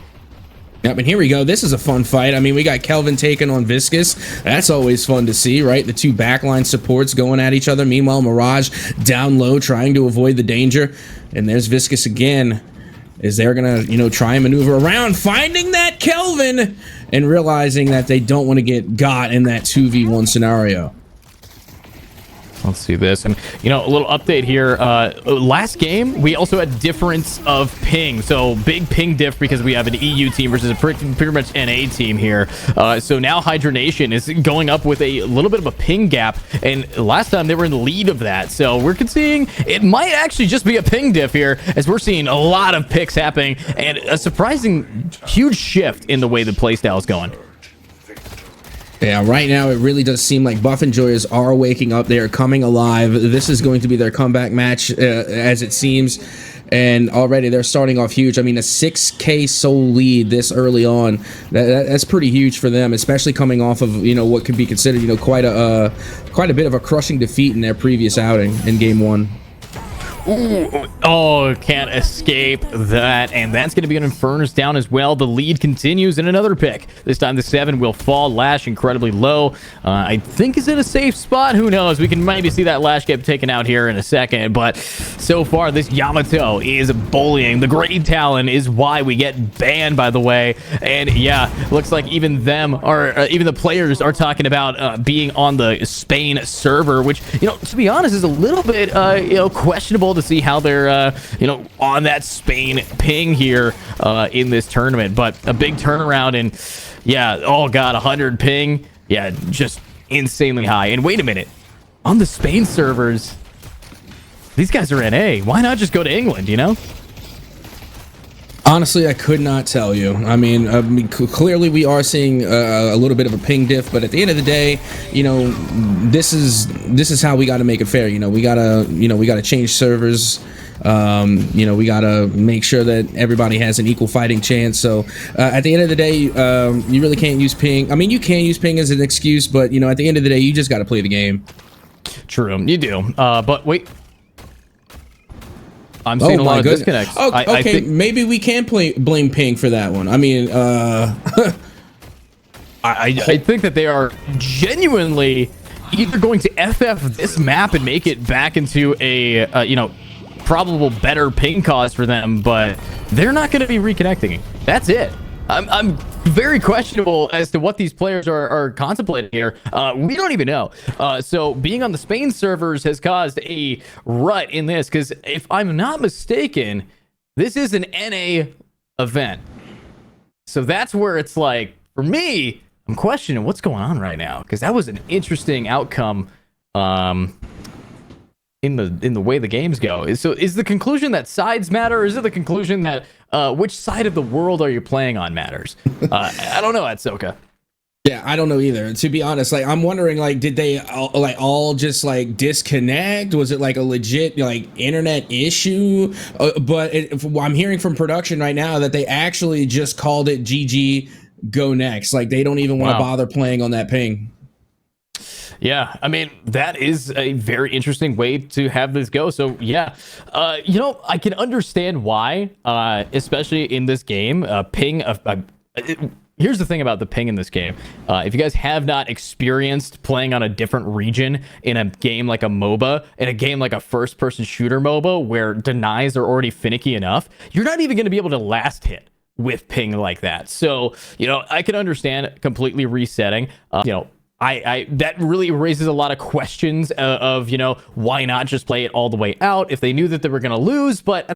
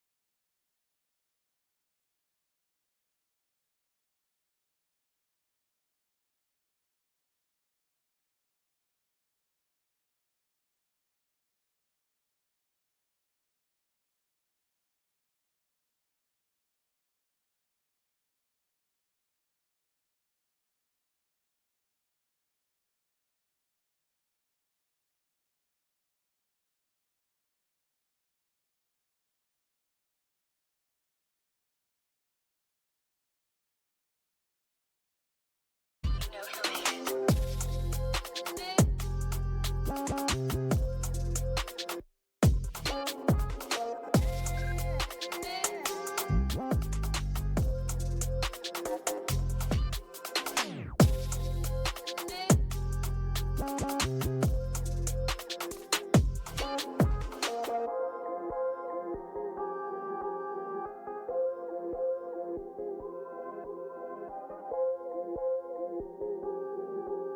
You know who made it.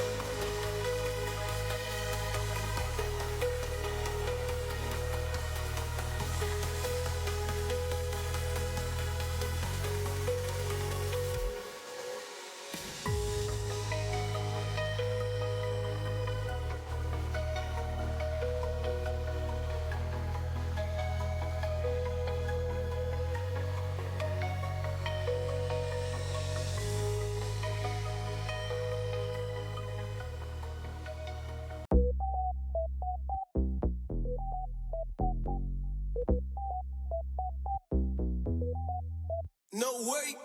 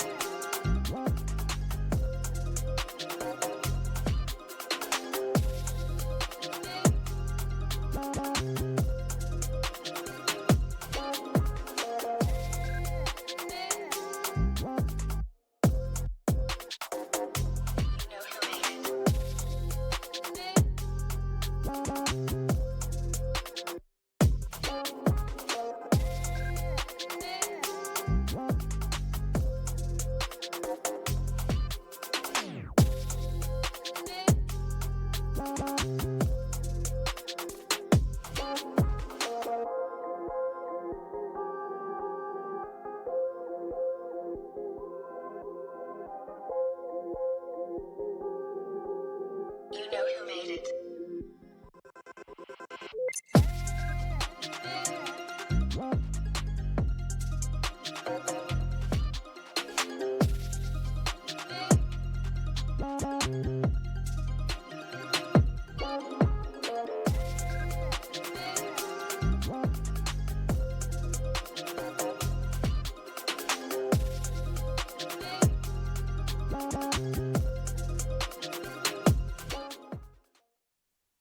And welcome back, everybody. I'm sure that you might have heard about the last game and the set that we just had commence. So let me fill you in from our behind the scenes as an organization here for representing the Deadlock League. Due to ping-related issues, the NA-based team Hydra Nation is not comfortable on playing on EU-based servers. Well, a coin toss was commenced to pick the server sides, and Buff Enjoyers won, and they are choosing England as the server. Hydra Nation refuses to continue to play and will be forfeiting the rest of the set, and this outcome is not at all representative of what we here at the Deadlock League have agreed upon as a rule set and what the teams previously have agreed upon, and we want to make sure that you guys know that when it comes to this outcome, it is not at all intended for our play. And that, of course, is where we sit here. But that does mean that Buff Enjoyers will be winning this set on a technical FF thanks to Hydra Nation and their refusal to play. Yeah, and again, on behalf of Deadlock League, we would like to apologize. This is clearly not what was intended, and it was not a part of the pre-agreed upon terms on how this event was going to be taking place, and we do take these matters very seriously, and we are going to continue to work to ensure that this does not happen again. But with that being said, that is going to wrap things up for us tonight. Even though as fortunate as the ending may have been, the Buff Enjoyers are going to be your winners tonight. So again, big GGs and congratulations to them. And a big thank you for everybody that came out tonight, that participated in this event. Again, big shout out to everybody behind the scenes making the magic happen, to our producers, to, again, our observers, to EduCautious for being alongside me, and again, to the viewers at home as well. Again, thank you so much. Just that way we can make things like this happen and have things like the Deadlock League, and we will continue to grow, and we're going to continue to push to make this community even better. So once again, thank you to everybody for watching. I've been Captain Etsoka, joined by EduCautious, and we will see you next time on the Deadlock League.